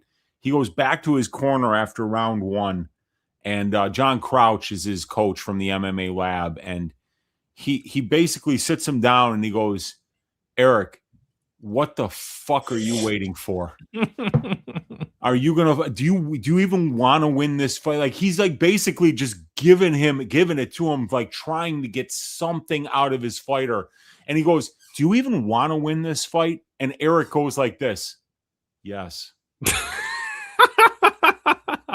And I'm sitting there going, dude, what does this guy need in order to get a little bit of passion, in order to get a little bit of a spark? Because, like, you're in a fight. You're in your underwear. You're in a goddamn steel cage with another guy across from you, and this guy can't get out of neutral. You know, I was watching Rodolfo's last fight against Bo Nickel, and Bo Nickel's a southpaw. McConico's a southpaw. Vieira looked fucking absolutely lost against Bo Nickel, dude, because, like, this guy, everything that he does behind his jab. And in the southpaw stance, it's really so much harder to use your jab effectively. I think that Vieira really does need takedowns in order to look minus 250, because before I taped this fight, I thought that he could actually win the striking exchanges too, just by doing more, just by the threat of the takedown. But Rodolfo can't fight southpaw, so he's not going to be able to pump a jab in this guy's face, and that's really the base of his striking. So if McConico can stuff the takedowns, you know, he can land some shots in the clinch, maybe land the heavier shots at range here, because Vieira's striking sucks against southpaws. But I mean, once Vieira gets this guy down, I mean, he's got elite top pressure, a very opportunistic submission game. And I think you can win 2 out of 3 rounds with top control and clinch control and takedowns as well. And he's going to do that, Brady. That's one thing that we know about Vieira. He's attempting 12.62 takedowns per 15 minutes. And he's fought some guys like Teresian Gore, like Chris Curtis, who have really good takedown defense. So I think that Vieira's conditioning problems have been mostly fixed. I think we can count on him to wrestle against McConico. And we saw even Cody Brundage have a little bit of success when he went to the wrestling. But Cody didn't wrestle as much as he normally would because that fight was made on less than a week's notice for both guys. So, yeah, I like Vieira here. I bet him to win by submission at plus 215. I think he's going to get a takedown, and I think he's going to find that sub in the first or second round. Yep. I'll have some units on this one, too. Just kind of waiting for some more props to drop. But, yeah. Yeah, I mean, I think Vieira should roll here. If he loses to Eric McConico, it'd be embarrassing. Yeah. McConico shocked me with his performance against Bossinger. Yeah, that shocked me too. I mean, Bossinger was such a weird. They kind of clinched up for the first 5 minutes of the fight. It was so weird. Yeah. Yeah, and I mean, like, that's what he looks to do, dude. He doesn't look comfortable in there, man. He doesn't look comfortable to let his hands go enough, and he's not really offensively wrestling out there either. You know, it's like, I don't know what this guy's trying to do. It's like he's actively trying to avoid the fight. Yeah. McConico versus Vieira equals Walker versus Reyes. Well, like we said, Vieira attempts like 12 takedowns per 50 minutes, which is that's got to be some of the highest in the UFC. That's ridiculous. Yeah, it's a ton, you know, so we know he's going to go to that grappling, and, you know, he's getting a much easier guy to take down than Teresian Gore or Chris Curtis or these guys that he wasn't able to find the grappling success against. Nickel, Petrosky, Curtis. Yeah, those guys are elite wrestlers. Petrosky's a Division I wrestler. You know, I mean, Nickel's one of the best to ever do it, you know. So this is McConico is a good wrestler. He's a well-rounded fighter. He's got a good skill set. He's coached by really good guys. He's in the room with really good fighters like Jared Cannonier, but he's just not showing it. Yeah. Yeah, I watched every fight that I could of McConico. He has been taken down quite a few times. There was one fight back. Forget who it was against. What was it for? Maybe no, not Freddie Sandoval. Was it the Patolo fight? No, it was further back than that. But he got his back taken in the first round. Yeah, that's not going to work against Vieira, man. Yeah, you cannot have that guy on top of you. No. Feint of the night. McConico isn't that bad. He does have a UFC win, which I never in a million years thought he would get a UFC win. So we are max betting McConico. Oh, gosh. Vieira finds ways to lose. Well, he better not find a way to lose this one, man. I just wanted to say I appreciate you guys. My best friend, Shih Tzu, passed away Friday night, and it's a tough time for me right now. Thank you, Brady and Weezy, for making this Monday not suck as much. That sucks to hear, man. Rest in peace to him, man. Yes, I mean, losing a dog is really, really brutal. Yeah. So best wishes to you, and hopefully your dog crosses that rainbow bridge and has a great afterlife. Yeah, glad we can make your Mondays suck a little bit less. We're trying our best here. McConico's a terrible fighter. What are you saying, Weezy? What? I thought I kind of laid that out pretty. Yeah, he's not my cup of tea. Maybe he's somebody else's cup of tea. He's not my cup of tea. Rest in peace. Agreed. All right, let's move on to the next fight. Oh God. Oh my God. Another favorite fighter of yours, Weezy. Ryan Superman Span going against Marcus Buchecha. We got Buchecha, 36 years old, 6'3" with an 80-inch reach. Ryan Span, 34 years old, 6'5" with a 79-inch reach. We got Ryan Span, 2 years younger. Buchecha with a 2-inch height disadvantage and a 1-inch reach advantage. Buchecha, he has 2-1 draw on his last 5 fights. Made his debut against Martin Muday, lost that fight by decision. Had a draw against Kennedy and Nzechukwu. As far as Ryan Span, 2-3 in his last 5 fights. Decision loss to Anthony Smith. Knockout loss to Bogdan Guskov. Submission win against Oven St. Preux. Knockout loss to Walter Cortez Acosta. Submission win against Lucas Bresky. So I can already see how this fight's going to play out in my head, Wheezy. And this is how it's going to play out. Ryan Spann is going to jump guillotine here. He's going to jump guillotine early on against Marcus Buchecha, world champion, black belt. And he's not going to get it, right? He's not going to get it. He's going to end up on bottom. And then he's probably going to be gassed out in the first couple minutes. Well, like, why is Ryan Spann at heavyweight, man? Like, what's he doing up at heavyweight? I'm kind of worried about him. He did beat Lucas Bresky, and I was on him there, but this is a much different matchup. I think Ryan Spann's probably going to pull a Ryan Spann here. I think he's going to go for a guillotine, end up on bottom, and I think Buchecha is probably going to either TKO him or sub him. But this is greasy. This is about as greasy as it gets. Two greasy guys going at it, but kind of lean Buchecha here, I guess. Like, Buchecha had some moments against Budai. I forget which round. I think it might have been the second round. He gets on top of Budai, takes his back, but he was just too exhausted to choke him out. Showed some solid ground and pound there. And then in the Kennedy fight in the second round, he was very, very close to TKOing Kennedy, but in his ground and pound's good. He just decided to like not ground and pound him enough. Like, the TKO was right there for him, but he decided to kind of pick his shots when he was in a very dominant position, which was really weird. But I think Buchecha has some upside, I guess. But at the end of the day, both these guys are just not guys I really want to put money on. But I lean Buchecha here. I think Ryan Spann is like either guillotine or big shot on the feet or bust. But I'm almost certain he's going to get taken down early. Weezy, what are your thoughts here? Yeah, I mean, it's a really tough fight to cap. I lost 3 units on Buchecha against Budai. And then the Nzechukwu fight, like, I remember being like, yeah, I think Budai had a fight against, I think Buchecha had a fight against after the Budai fight. I didn't even remember that fight.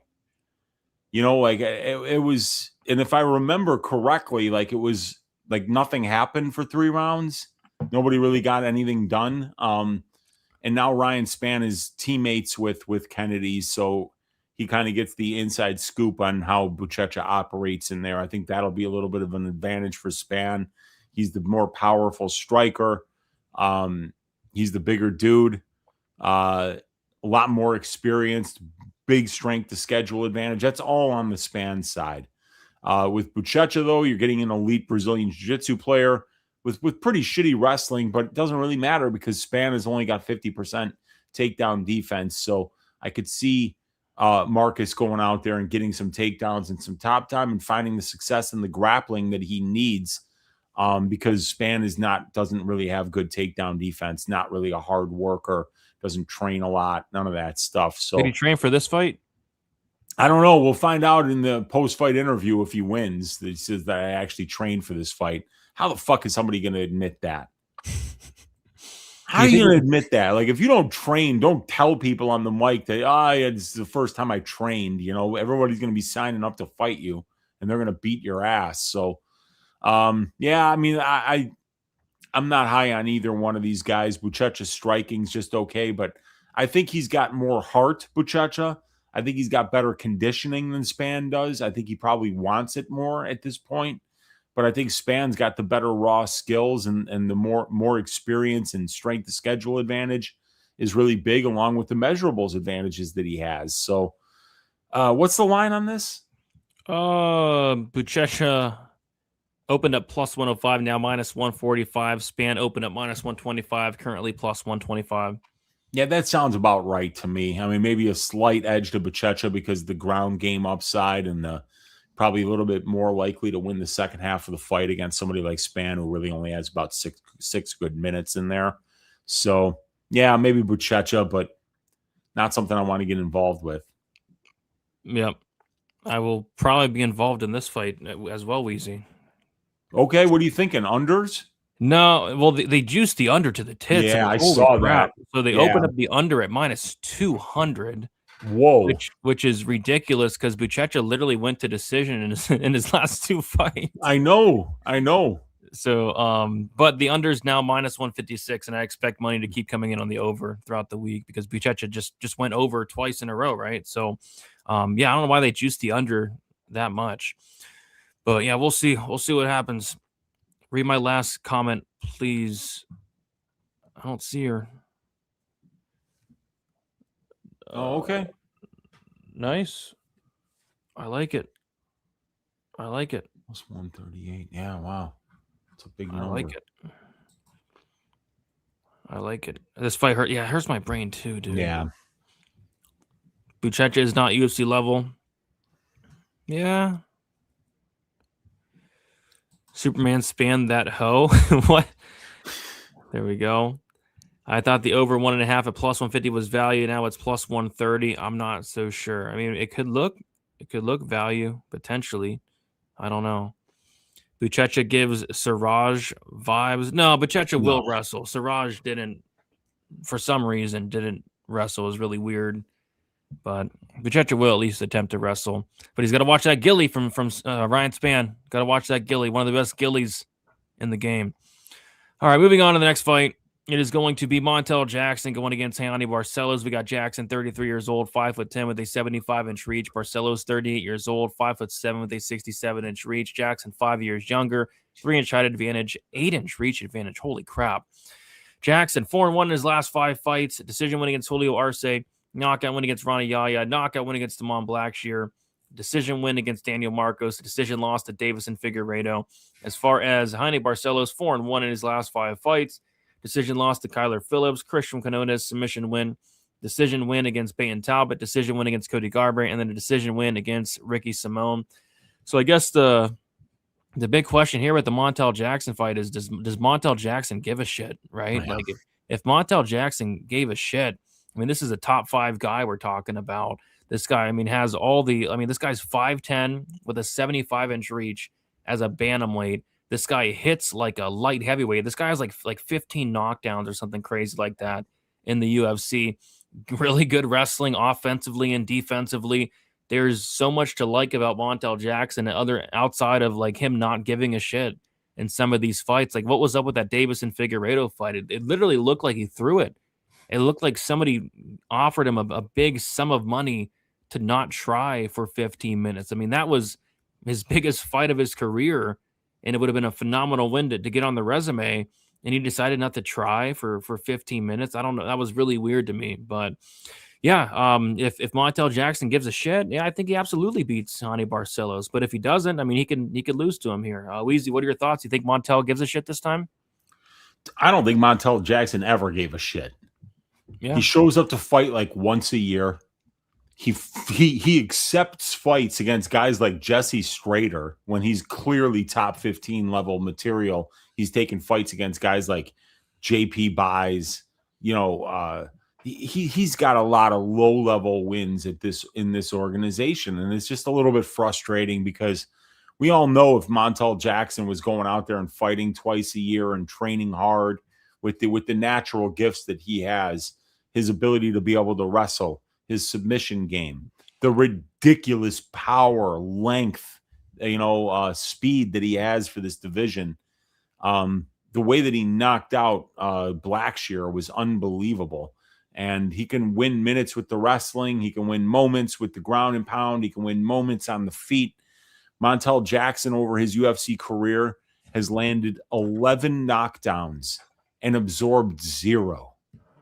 You know, I mean, like this guy's power is next level for the division. So Montel should win this fight. But you know, it's really hard to, I mean, like after that last performance and with what we already know about this guy, about that he just doesn't fucking care. He shows up once a year. Dude, you can look at the goddamn career of this guy and be like, what is he waiting for? This is the first time he's taken a fight like less than 6 months after another fight. He never does that. He fought May and October of last year. So now it's like he's all of a sudden showing up because he only showed up once in 2024. He only showed up once in 2023. And you know who he fought in 2023? Like 63-year-old Hani Yaya. How many times did he show up in 2022, Brady? Once. Fight Julio Arce. He showed up twice in 2021. Thank you, Montel. But he took fights against Jesse Strader and JP Bays. Oh, gosh. You know?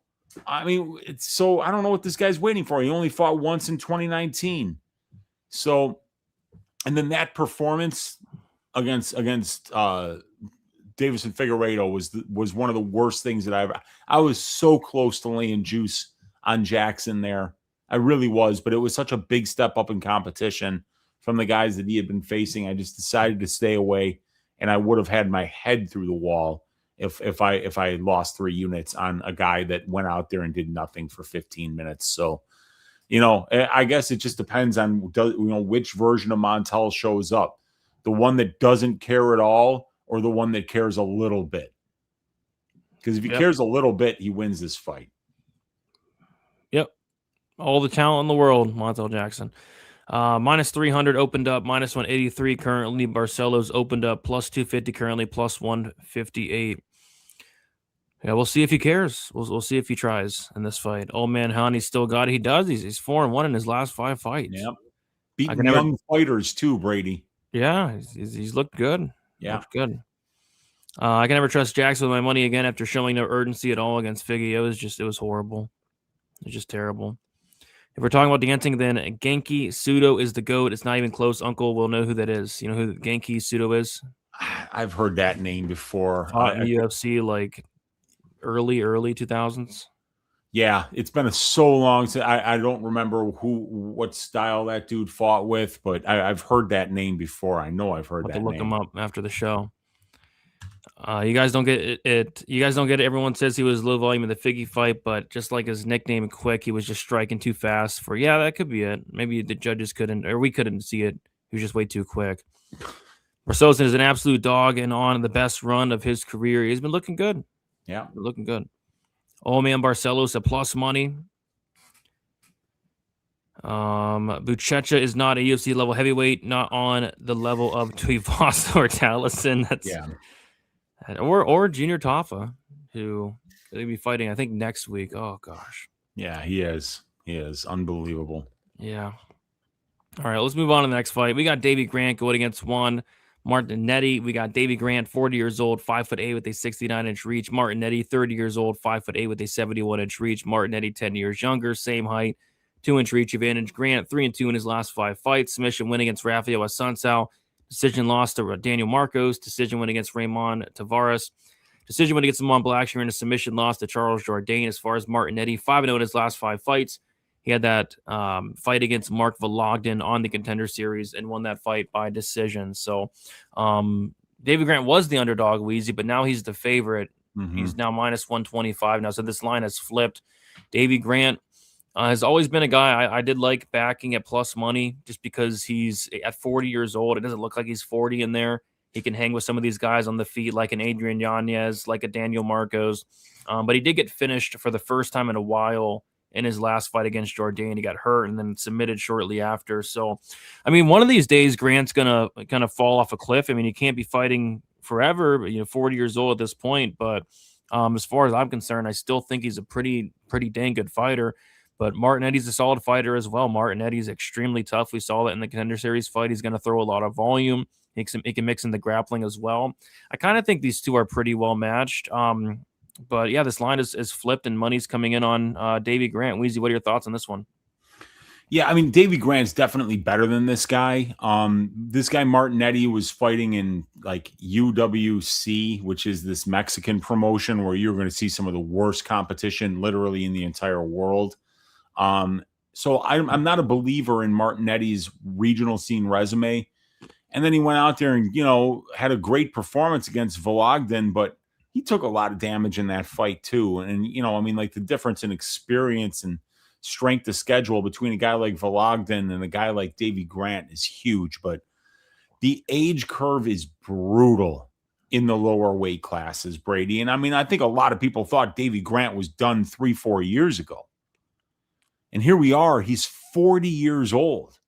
40 years old in 4 months. And, if you don't think the cracks were starting to show in the last fight, I don't know what you're waiting for.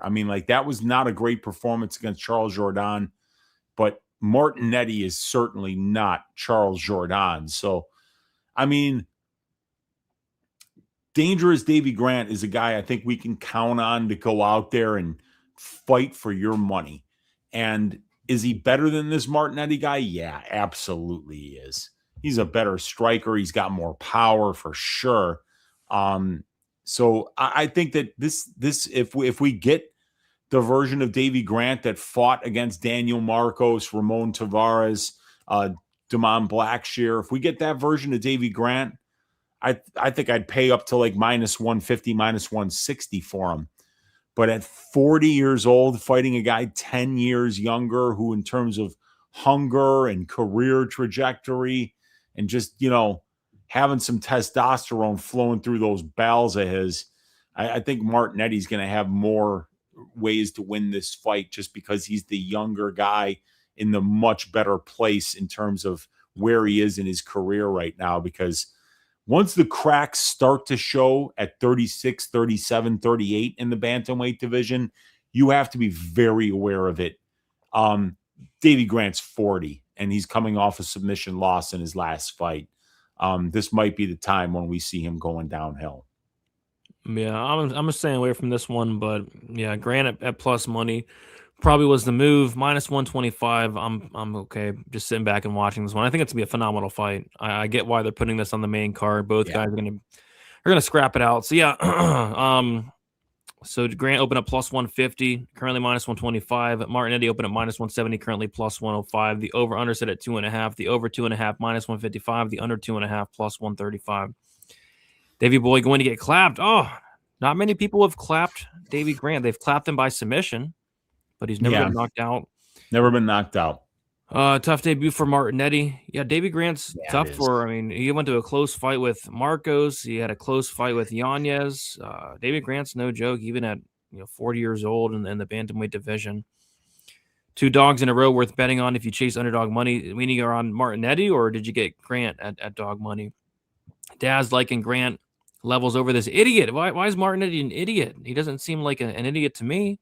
Well, he definitely levels over this guy. It's just, can he keep doing it at 40? Because he's still fighting at a high level. I mean, like, you can make an argument that he won the Marcos fight. You can make an argument that he won the Yanez fight. And if that's the case, then this dude was bringing like a 5-fight win streak into that Jordan fight. Yeah, I scored the fight for him against Yanez and Marcos. Me too. I did not score the fight for him against Jordan. No, man, you don't get caught in that dude's guillotine. That's for sure. That's for sure. Martinetti piping of the week. I don't know. Nobody pipes Davey Grant. So that'd be a feather in his cap if that happens. That's for sure. Martinetti too hittable, not enough power. Yep. Yeah, he got hit a lot against Vologden, but he also hit Vologden a lot. But yeah, let's keep moving on to the next fight. It is going to be Rafa Garcia going against Alexander Hernandez. We got Garcia, 31 years old, 5'7" with a 70-inch reach. Hernandez, 33 years old, 5'9" with a 72-inch reach. We got Garcia, 2 years younger. Hernandez with a 2-inch height advantage and a 2-inch reach advantage. Rafa Garcia, 4-1 in his last 5 fights. Decision win against Mahashate. Decision win against Clay Guida. Knockout loss to Grant Dawson. Decision win against Vince Pichel. And then a knockout win against Jared Gordon. As far as Hernandez, 4-1 in his last 5 fights. Decision loss to Damon Jackson. Decision win against Austin Hubbard. Decision win against Kurt Hollabaugh. Knockout win against Chase Super. And then a knockout win against Carlos Diego Ferreira. So, Weezy, my hot take for this fight is Alexander Hernandez is going to get hit by a car the day prior to this fight happening. And then he's going to show up on fight day with a big blue knee brace. And then Rafa Garcia is going to whoop his ass for a couple rounds and finish him late. That's my hot take. That's my hot take of the week. I think Hernandez might get hit by a car here and show up with a big knee brace. Rafa's elite at that. That's for sure. So it's like you look at the recent run for Rafa and it's like, whoa, man, 4-1 over his last 5 fights. Cashes is a plus 185 underdog versus Jared Gordon. But then you find out after the fight that Jared got hit by a car the day before the fight. He comes into the cage with a giant turquoise knee sleeve on. You're like, why is he wearing that giant knee sleeve? Huge. Yeah, and then he just looks slower than molasses in January because his legs are gone in that fight. And then before that, he beats a 44-year-old Vince Pichel. He gets run through by Grant Dawson. He beats a 47-year-old Clay Guida, and he beats Mahashate. So, like, I don't know what to think of Rafa Garcia at this point because, I mean, like, he's 6-4 in the UFC. That's good. He's won 4 out of his last 5. That's really good. Coming off cashing as a big underdog over a tough opponent in Jared Gordon. That's really good. But, Hernandez is on a 4-fight win streak. And it wasn't that impressive. The Austin Hubbard fight was 50-50. The Kurt Hollabaugh fight, he went and he just kind of got takedowns, and that's super easy to do against Kurt. Chase Hooper didn't grapple and wound up getting knocked out in predictable fashion. And then he beats a 40-year-old Carlos Diego Ferreira. So, like, these guys have both won 4 out of their last 5 fights, but I'm not really impressed with either run. So kind of leaves me thinking, like, all right, how does this one play out in the cage? Garcia's a good boxer. I think Hernandez has definitely got a little bit more power on the feet. Garcia's really well-rounded, but I think Hernandez is just a little bit more dangerous everywhere. So I think I'm leaning to the Hernandez side ever so slightly, but I mean, probably Hernandez, maybe a Hernandez decision. I don't know, though, dude. What do you think? I mean, it's going to be a close fight. Like, if Hernandez isn't starching these guys, like, it ends up being a close fight, right? Like, Yeah. Damon lost to Damon Jackson somehow. Yep. Lost to Bill Out. I mean, I think he got 30-27 against Bill Algeo, actually. Austin Hubbard was 50-50. Almost lost Austin Hubbard. And then he almost lost to Hollabaugh. Just Hollabaugh couldn't stuff a takedown, or Hollabaugh would have beat him. Yeah. Garcia's durable, so he's not going to get knocked out. I think it's going to be a greasy split here, dude. I think it's going to be a very greasy split decision type fight. I tend to agree, dude. Oh gosh, money poured in on Rafa Garcia. Holy crap. He was like plus 140. Now he's minus 105. Whoa. That is a big move. That's a 10% move in implied probability right there. Did Hernandez get hit by a car? Well, dude, don't forget, man, like Hernandez's last fight was called off due to chicanery against Michael Johnson. Remember that? Yeah, it was. And now we got unusual line movement here on a Monday. Yeah, someone dropped a bomb on Rafa Garcia. Dude, check it out. What about this? What if the dude that hit Jared Gordon with his car did it on purpose? Yeah, probably. What if Rafa's got his boys out there driving cars around the arena, looking to take out somebody's knee, hurt somebody's ankle? You crack them with a crowbar as you drive by, right on the ass. Something. This could be why Rafa Garcia is winning fights at this level. Maybe he had Vince Pichel piped on site prior to the fight. Yeah, I think you're onto something. I mean, I don't know, man. Like there's a lot of chicanery these days. Yeah. So yeah, plus 140. Sure. Yeah, sure. Rafa Garcia plus 140 in a close fight. He's a lot more durable, much better cardio, could match the wrestling. Striking should be close. But yeah, money poured in on Rafa just not too long ago. Like the line moved literally like a couple minutes ago, it looks like. So down to minus 103 for Rafa Garcia. That's a big bomb, man. Yeah. So we'll see what happens. Betting scandal again. I don't know. That's a big line move. Rafa. Bet Hernandez ages ago. Heaps of reverse CLV. Well, then if you're getting reverse CLV, maybe Hernandez does win then. Yeah. I think the line is just about correct. I think it's about correct now, like at a pick. I think it's going to be a pick'em type fight. But that's weird. Very weird. Like last time I looked, he's like plus 140. Now he's minus 105. I don't know. All right, let's move on to the next fight.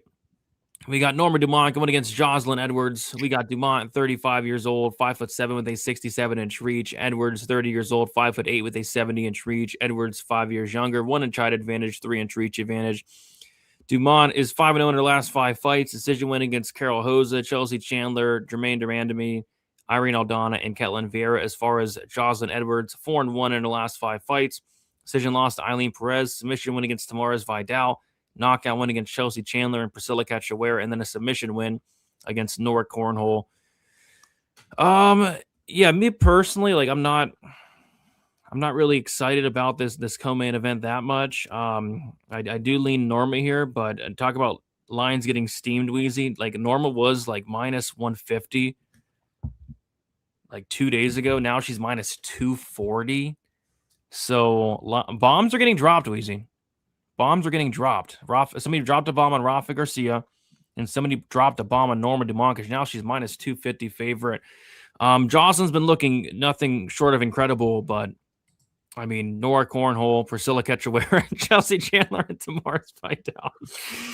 Yeah, Dumont's a lot better than those chicks. So yeah, give me Dumont here. I actually think she might go to the wrestling a little bit. That's something that Jocelyn struggled with earlier in her career, getting taken down, content to lay on her back and fight off her back. I can kind of see Dumont, getting some takedowns here. And then on the feet, Jocelyn's been flashing some power, but I think Dumont's maybe the better striker, more volume on the feet. So I lean Dumont here, minus 240 though. No thank you. Minus 150 maybe, minus 240. I don't know.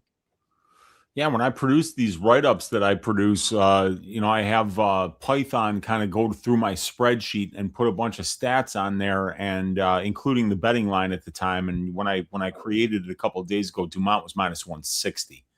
So this is a huge move. A bunch of money coming in on Dumont, and I think she's probably going to fight like she fought in the Durden fight, which is, don't look to stand with Jocelyn Edwards because she's showing a lot of power up on the feet right now. Chandler, Cachoeira knocking them out, breaking Nora Cornhole in half before submitting her. Yeah, Jocelyn is hurting these girls on the feet. I think she's got a lot more finish upside. So I think it's interesting that we're seeing the money line move as much as it has, but then you look at the finish only prop, and Jocelyn Edwards is plus 100. So the market is giving her almost half of the finish upside in this fight, but they're giving Norma Dumont all the minute winning upside, which makes sense because she's 9-1 to the decision at the UFC level, while Jocelyn Edwards is 4-4. But Ketlin Vieira just took her to a very close decision there, and that's a higher level fighter that has really good takedown defense, that was able to keep the fight standing. And, I thought Vieira won that fight, so I think that's interesting that, Norma's coming off kind of letting down the market as a minus 180 favorite. Now they want to bid her up to minus 240 against a woman who's got 4 straight wins. And in those 4 straight wins, she's finished all 4 of her opponents. So I think that the Edwards money line is actually a little bit interesting here because Norma isn't the best wrestler. She really had to try hard to get Germaine Durandamy down on the ground, and Durandamy hadn't fought in 2 years, had a baby, and she's a pure striker to begin with. So I think that this is a case where if this fight stays standing, it's going to wind up being very close, and that Jocelyn Edwards might be doing more damage on the feet as well as in the clinch. So I think this fight's going to play out a lot closer than what, I thought minus 160 Dumont made a lot more sense than minus 240 Dumont. So I'm going to kind of keep my eye on this because when I wrote up this, or I haven't finished writing it up yet, but when I look at my betting model here, Dumont's decision prop was sitting at minus 160. That's ass. But Jocelyn Edwards at plus 300 makes a lot more sense when you look at her decision prop. And now that these lines are moving, I think we're going to see these props get fattened up a little bit on both sides. But I don't mind Edwards knockout at plus 1,300 with the power that she's been showing lately. And Norma Dumont minus 240. That's a bridge too far. Yeah, I will not be participating in betting on this fight, but yeah, I don't know. I mean, I think if it was like who has the bigger ass, like maybe Dumont minus 240 makes sense. Because Dumont has one of the biggest asses in the UFC, pound for pound. Definitely one of the biggest, dude. Jocelyn Edwards, though, too. She does. But Dumont, though, talking pound for pound biggest. I think it's pound for pound biggest ass in the UFC. Yeah, it has to be. But Jocelyn could be top 5 for sure. Yeah, maybe top 3. It's a good matchup. Edwards has learned to grapple these better strikers. Jocelyn's grappling has improved a lot, since she first got into the UFC. I remember she got taken down like multiple times by, was it like Jessica Rose Clark? Oh yeah, Jessica Rose Clark, even Lucy Pudilova, didn't she like get a bunch of takedowns on her? But when Aylin Perez and her fought, Perez was getting her down, but then Edwards kept reversing her, was able to get back up a lot, so, and like I said, Norma is not the most proactive wrestler. Yeah. Never the better strike. I kind of think Norma's like better everywhere, but Weezy's right. Jocelyn has a lot more finishing equity, and to be honest, they could probably make that finish only for Jocelyn a minus number. I don't see Deont finishing Jocelyn Edwards at all. No. I mean, Deont couldn't finish Chelsea Chandler. So yeah, and Edwards ran through her. Yeah. So yeah, Jocelyn finish only probably pushes, but Jocelyn the lines. Nora Bunda Dumont. I really, I think Norma looks to strike. Well, she should probably grapple here. I thought Edwards caused it. Edwards plus 3.5 is a lock. So what is the Edwards plus 3.5? Let's see. Minus 200. What? That makes no sense. Dumont's minus 240. You would think it'd be a playable plus 3.5. Yeah, see, that's why I think Edwards at plus 205 is the side, because they're telling you that she's got half the finish upside. They're also telling you that she's got a 67% chance of either finding a finish or winning at least one round. So why can't she win the fight at 30% implied? Yeah, minus 240. It's too wide for me. Put a bunch on Norma. Hope she smashes Edwards. She could smash her by decision. I could see that. The judges love Deont. I wonder why. Yeah, I wonder why. This might be the greatest women's fight of all time. Oh, it's up there. I mean, if you're an ass man, this is top 3 for you of all time without question. Maybe number 1. You got that right. La Pandera is gonna whoop that ass. This line is asinine. Yeah, it's a wide line. Hopefully Norma misses weight and is really thick. You don't got to worry about that. She's always coming in really thick. Yeah, she is. Search it up, Brady. What am I searching up? Okay. I don't know to search up. And that Vieira fight was disgusting. You could argue she lost that. That was a disgusting fight, actually. Yeah. Very disgusting. But we'll see. People are dropping bombs on Rafa Garcia, on Norma Dumont, on Davy Grant. Where else are these bombs getting dropped, Wheezy? That's it. That's about it. People really like Francis Marshall at minus 600 over Lucas Brennan. That line just dropped. And we got an over-under in that fight. The under 2.5 is minus 120. Eek. Yeah. Eek. All right. It is now time for what everybody's been waiting for. It's the main event. Let's go. Aljamain Sterling, Yusuf Zalal. Before we get into it, if you guys have not smashed the like button, be sure to smash it. If we're not at 100 likes, I'm ending the show. Yeah, let's just end it. Because it's bullcrap. It's bullcrap. Let's take a look. Yeah. So we are at a grand total. Wow. 99 likes. I gotta end the show. All right. No, it's not 100. I gotta end the show. I gotta end the show. We don't get to break down the main event. Well, you know what? I'm probably gonna go live in an hour or so and break this down on YouTube. So we're good. Okay. Are you actually? I might. Okay. I'm definitely gonna do a free main balls deep breakdown on the main event because I've completely written up the fight. It's a 9-page write-up.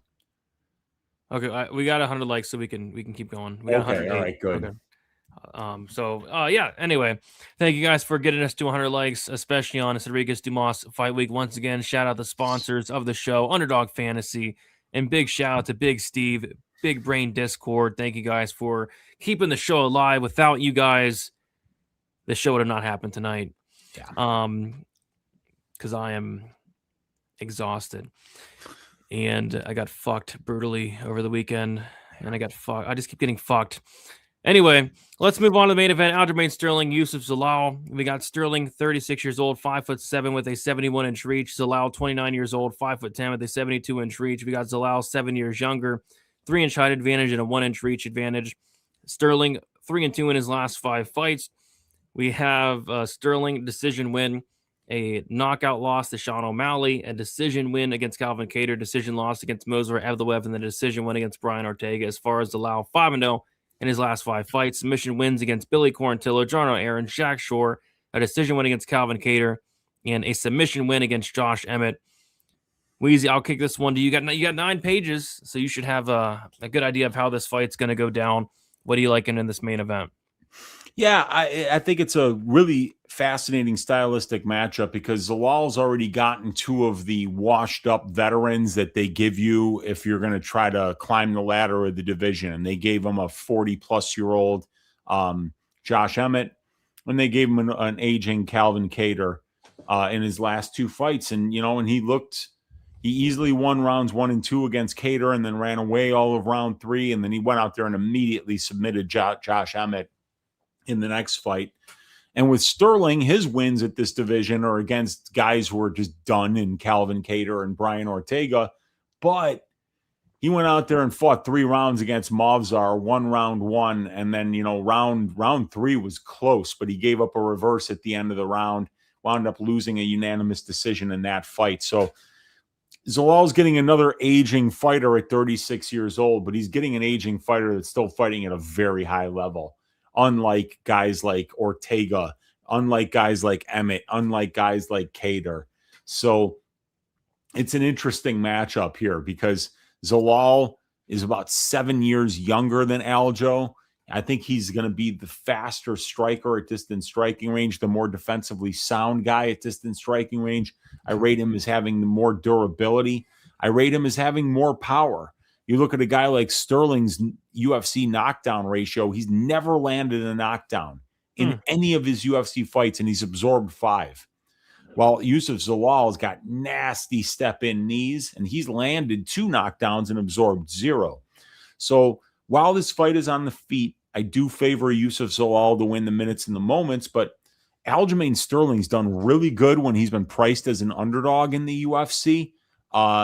He's only been priced as he's been priced as an underdog 10 times, Brady, but he's won 7 of those fights with a 65% ROI. So I really like how Aljo has performed when the market has underestimated him. Aljo, I rate as the guy more likely to win minutes and moments in the grappling exchanges of this fight. And I think he's going to go to it and go to it a lot. Another thing we need to talk about is this is a 5-round fight. And Aljamain Sterling has a ton of 5-round experience, while Yusuf Zalal has, I don't remember if the Emmett fight was scheduled for 5. Let me look here real quick. Yeah, he's never been scheduled for 5 rounds at the UFC level, while Sterling's been scheduled for 5 rounds on 6 different occasions. So I think that the striking exchanges are going to be close. I think that the grappling exchanges are going to be close. I favor Zalal in the striking. I favor Sterling in the grappling. Both these guys spend about 50% of their octagon time in control time positions. So I think that this fight's going to play out really close. I'm leaning with the younger guy in Zalal, who I think has more finish upside on the feet, a little more power, a little bit more durability, phenomenal conditioning, phenomenal output, phenomenal movement and footwork, all that stuff.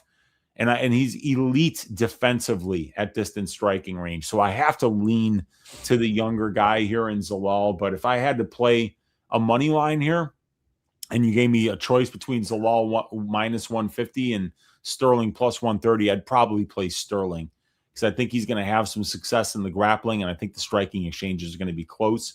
And I favor that big strength of schedule advantage that he has, that big experience advantage that he has. And the 5-round experience is also really big in this particular fight. So I think that these guys are really well matched. I think it's going to be a very close fight. Yeah, I mean, Zalal opened up plus 170. I saw that opener. I was like, that's not going to last at all. And it didn't. Went from plus 170 to now minus 150. Sterling opened up as a minus 200 favorite. He's currently plus 130. So the line has flipped, and Zalal is the favorite now. Funkmaster has beaten better opponents than Zalal, right? I mean, absolutely. Absolutely. Plus, Funkmaster is staying active in grappling matches, if I'm not mistaken. Yeah. If Zalal looks very promising, but Sterling has been fighting at the elite level for years. Tough fight for him. Till Merab dies, Sterling will be great, but once the light dims for the last time in Merab, then Sterling will go back to just an average fighter. I'm on Zalal pretty confidently. Hopefully you got that CLV. Can honestly see Aljo subbing him. I think Zalal can catch him. He won't be scared to death of the takedown. No, he won't be scared. Wasn't too long ago when Zalal lost to Sung Woo Choi and Sean Woodson and went to a draw with him on Blackshear. Yeah, it sucks, Weezy, because I was on Zalal against Sung Woo Choi. I was on Zalal against Sean Woodson, so that stinks. Because if we ran those back, he's beating both those guys. And went to a draw with them on Blackshear. Yeah, you're right. It wasn't too long ago. Zalal just looks different nowadays, though. I don't know. It looks like he flipped a switch or something. Yeah, man. They cut him, and he just absolutely went ballistic. 8-fight win streak he brings into this fight. Yeah. So there we go. We did it. We did it in a solid timeable fashion of 2 minutes and 15 seconds, but we got a couple more things to do, Wheezy. First, we got to do the piping of the week. Last week, you guys killed it. This is what we want. This is what we want the piping of the week to be about. We want somebody to die. And Dennis Bazuki almost did over the weekend. So this is what we want from the piping of the week. So what we're going to do is we're going to do a poll. And we're going to see who pipes their opponent on site. So Weezy, you'll throw 2 names out there. I'll throw 2 names, and we'll let the chat vote. Again, to vote, you guys got to put a 1, 2, 3, or 4 in the chat. So anything sticking out, Weezy? For a piping, oh God, there's not a lot of good ones on this card, man. There's not? Not in my opinion, man. I'll go with Montel Jackson to pipe Hani Barcelos just because that guy's got ridiculous power. If he lands clean, it's over. All right, Montel Jackson. Yeah, if he tries, he should win that fight. We'll see if he tries. Yeah, I mean, you're right. I think there's gonna be a lot of milkings. Is the problem? Yeah, I think there's gonna be a lot of milkings. Piping, I don't think there's gonna be any pipings, to be honest. Give me Jackson McVey. He could milk, but give me Jackson McVey. Yeah, he could pipe for sure. You know who else could pipe? This is kind of like a low key one, but if Julia Palastri stuffs the takedowns of Alan Carr, she could get a knockout here, man. Alan Carr's striking stinks. I don't think we've ever had a female piping, if I'm not mistaken. Yeah, well, she's not going to milk Alan Carr. No, if anything, Alan Carr would milk Palastri. But yeah, Palastri could potentially pipe. That's actually a good one. And then the last one, I mean, oh goodness. Yeah, I think the rest are milk. I think we could be okay to just put those 3. To be honest. Agreed. All right, let me create these here. All right, start and show. So all you got to do is press 1 for Montel Jackson, press 2 for Jackson McVey, and press 3 for Julia Palastri in the chat. We don't have, Weezy, a ton of reliable options here this week for piping. Agreed. So we'll see what the audience comes up with there for us. Yeah, so type 1, 2, or 3. 1 for Montel Jackson, 2 for Jackson McVey, and 3 for Julia Palastri. And while we do that, Weezy, why don't we talk some underdog? Let's do it. Let's pull up some underdog here. Yeah, because I'm looking at it right now and trying to see if there are any spots that stick out. Now, we hit our play last week. We always hit our play, it seems like. Yeah, we hit our play, but unfortunately, one of the legs was Mitch Raposo under significant strikes. Let's go. And he scored 0, but for some reason they didn't count it. So with the lower significant strikes didn't count, and I wound up just getting my money back on my play because the second leg was Mike Malott lower than 1.5 takedowns, and he didn't even attempt one. So that was a great leg by you, but my leg wound up getting canceled. Wait, what was my leg again? You had the under 1.5 takedowns for Mike Malott. Oh, nice. Yeah, it worked out. I mean, it was beautiful. I mean, he didn't even attempt a takedown, so it was about as good as it gets. Looking at some takedowns here. So they got Barcelos 1.5, Bucha 1.5, Montigu 2.5, Vieira 1.5. I kind of don't mind the Vieira higher than 1.5. I mean, this guy is attempting 12 takedowns per 15 minutes. He just got knocked out. He's probably going to try to wrestle.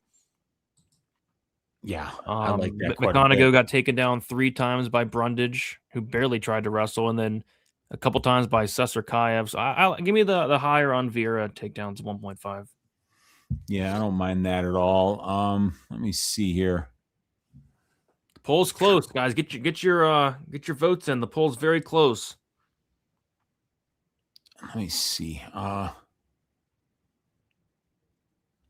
I mean, I kind of like the Jackson McVey under 7.5 minutes fight time here because, I mean, he's just going to go after Dumas. And I think that whether or not he gets him, he's going to either kill or be killed there.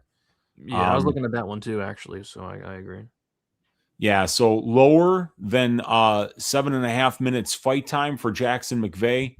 And you've got more or higher than 1.5 takedowns for Rodolfo Vieira. Yep. And that's a 2.23x payout there if you don't take advantage of any of the boosts that are available right now on Underdog. If you use code what? DFSBTN. Let's go. Yeah, they've been having some boosts lately. I had like a 40% boost the other day, 30% boost. So, yeah. All right, guys, we'll give like 10 more seconds. Get those votes in because this is extremely close. 10, 9, 8, 7, 6, 5, 4, 3, 2, 1. It was very close. It was actually Jackson. It was the closest one ever. We had Julia Palastri with 31%, Jackson McVey 31%, Montel Jackson 38%. Montel Jackson gets it done. Let's go. Yeah, he's got nasty hands. He's got big power, and we've seen Barcelos get caught before. So I think that's a decent look. Yep. Pipe. Riani. Barcelos on. I mean, Barcelos did get knocked out by Umar Nurmagomedov at the end of the day. Yeah, he didn't see that punch though, so that's why he got knocked out. Yeah. But still, Jackson hits way harder than Umar does, so yeah, I think it's a possibility. All right, so the piping of the week is Montel Jackson to pipe Hani Barcelos on site. Now it is time for a new poll. And it's going to be the milking. So who is going to milk their opponent this week? Well, I think there's several good options, but I'm going to give you Aljamain Sterling to milk Yusuf Zalal because we know if he wins that it's probably going to be that way. Aljamain Sterling. I'm going to go with, oh my gosh, there's way too many good options. Mm-hmm. I'll go Rodolfo Vieira. Yep. I'll go, easily Michelle Montigu to milk Myra Bueno Silva, who couldn't stop a takedown to save her own life. And I'll go with, gosh, man, there's so many. Filio is a potential milking. Mm-hmm. Francis Marshall is a potential milking. Norma Dumont, Jackson McVey, or Bucha. But for me, it's probably I'm gonna go between Buchecha or Jackson McVey. I'm gonna go McVey. Wait, no, I'm gonna go Jackson McVey to milk. Jackson McVey to milk Cedricus Dumas. All right. So we're gonna start it up. So if you want to Aljamain Sterling, vote number 1. Rodolfo Vieira number 2.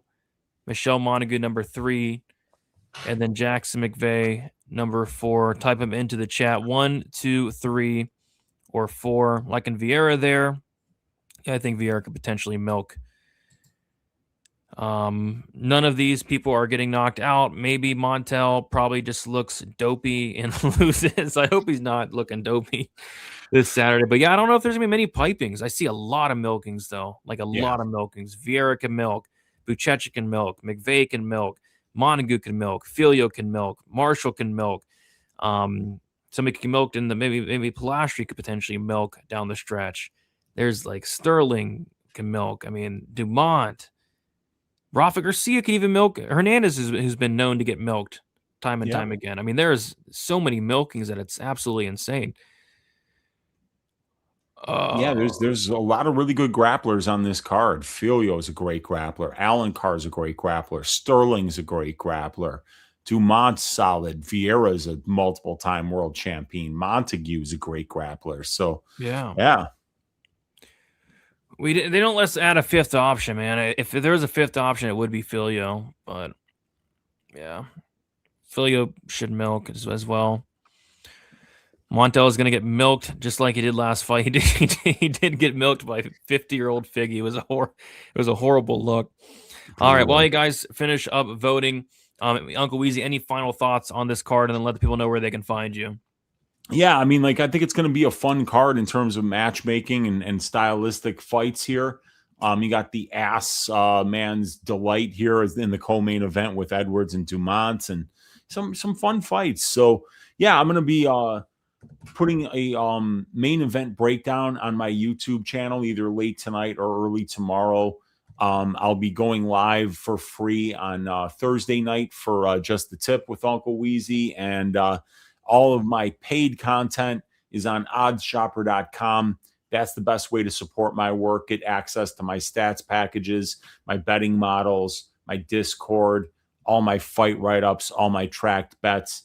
$25 a month on OddsShopper. Best way to support my work.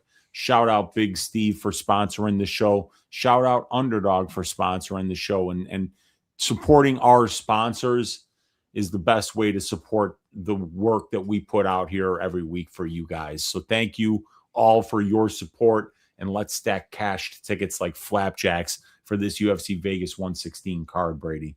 Let's go. And then lastly, you guys sleeping or what? Wake the hell up. Where's the numbers? Yeah, what's going on? 10 seconds. Just type in a number. Jeez. Let's go. Everybody's sleeping.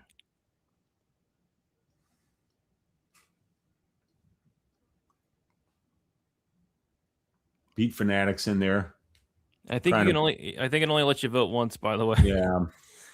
But we appreciate you trying. Okay. All right. Carlos typed in an 8. Carlos. Come on, man. All right. 10, 9, 8, 7, 6, 5, 4, 3, 2, 1. The winner. Is Jackson McVey gonna milk and pipe?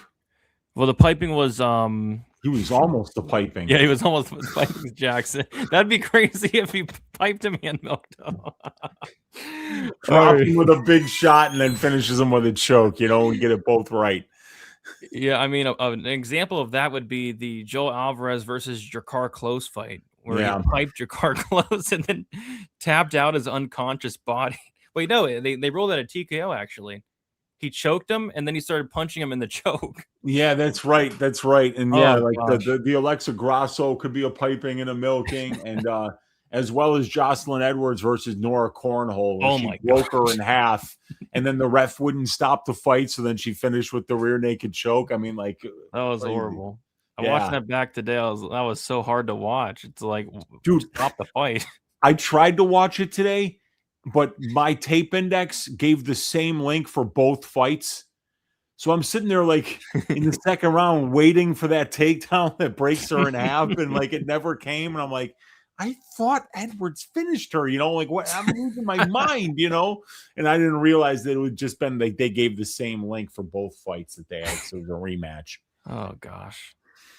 Oh my gosh. It happens.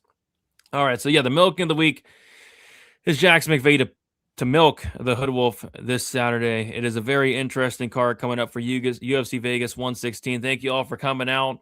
Do us a favor, like on your way out, subscribe on your way out, and make sure you guys tune into the Fight Companion if you have not already. The Fight Companion Wheezy, it keeps growing and growing each and every Saturday. I think we had well over 1,000 live viewers between X and YouTube for the Winnipeg card, which is crazy. So keep showing up and showing out. We appreciate that. Best of luck for UFC Vegas 116, and happy Hood Wolf Fight Week to everybody that celebrates. We'll talk to you guys soon. See you later.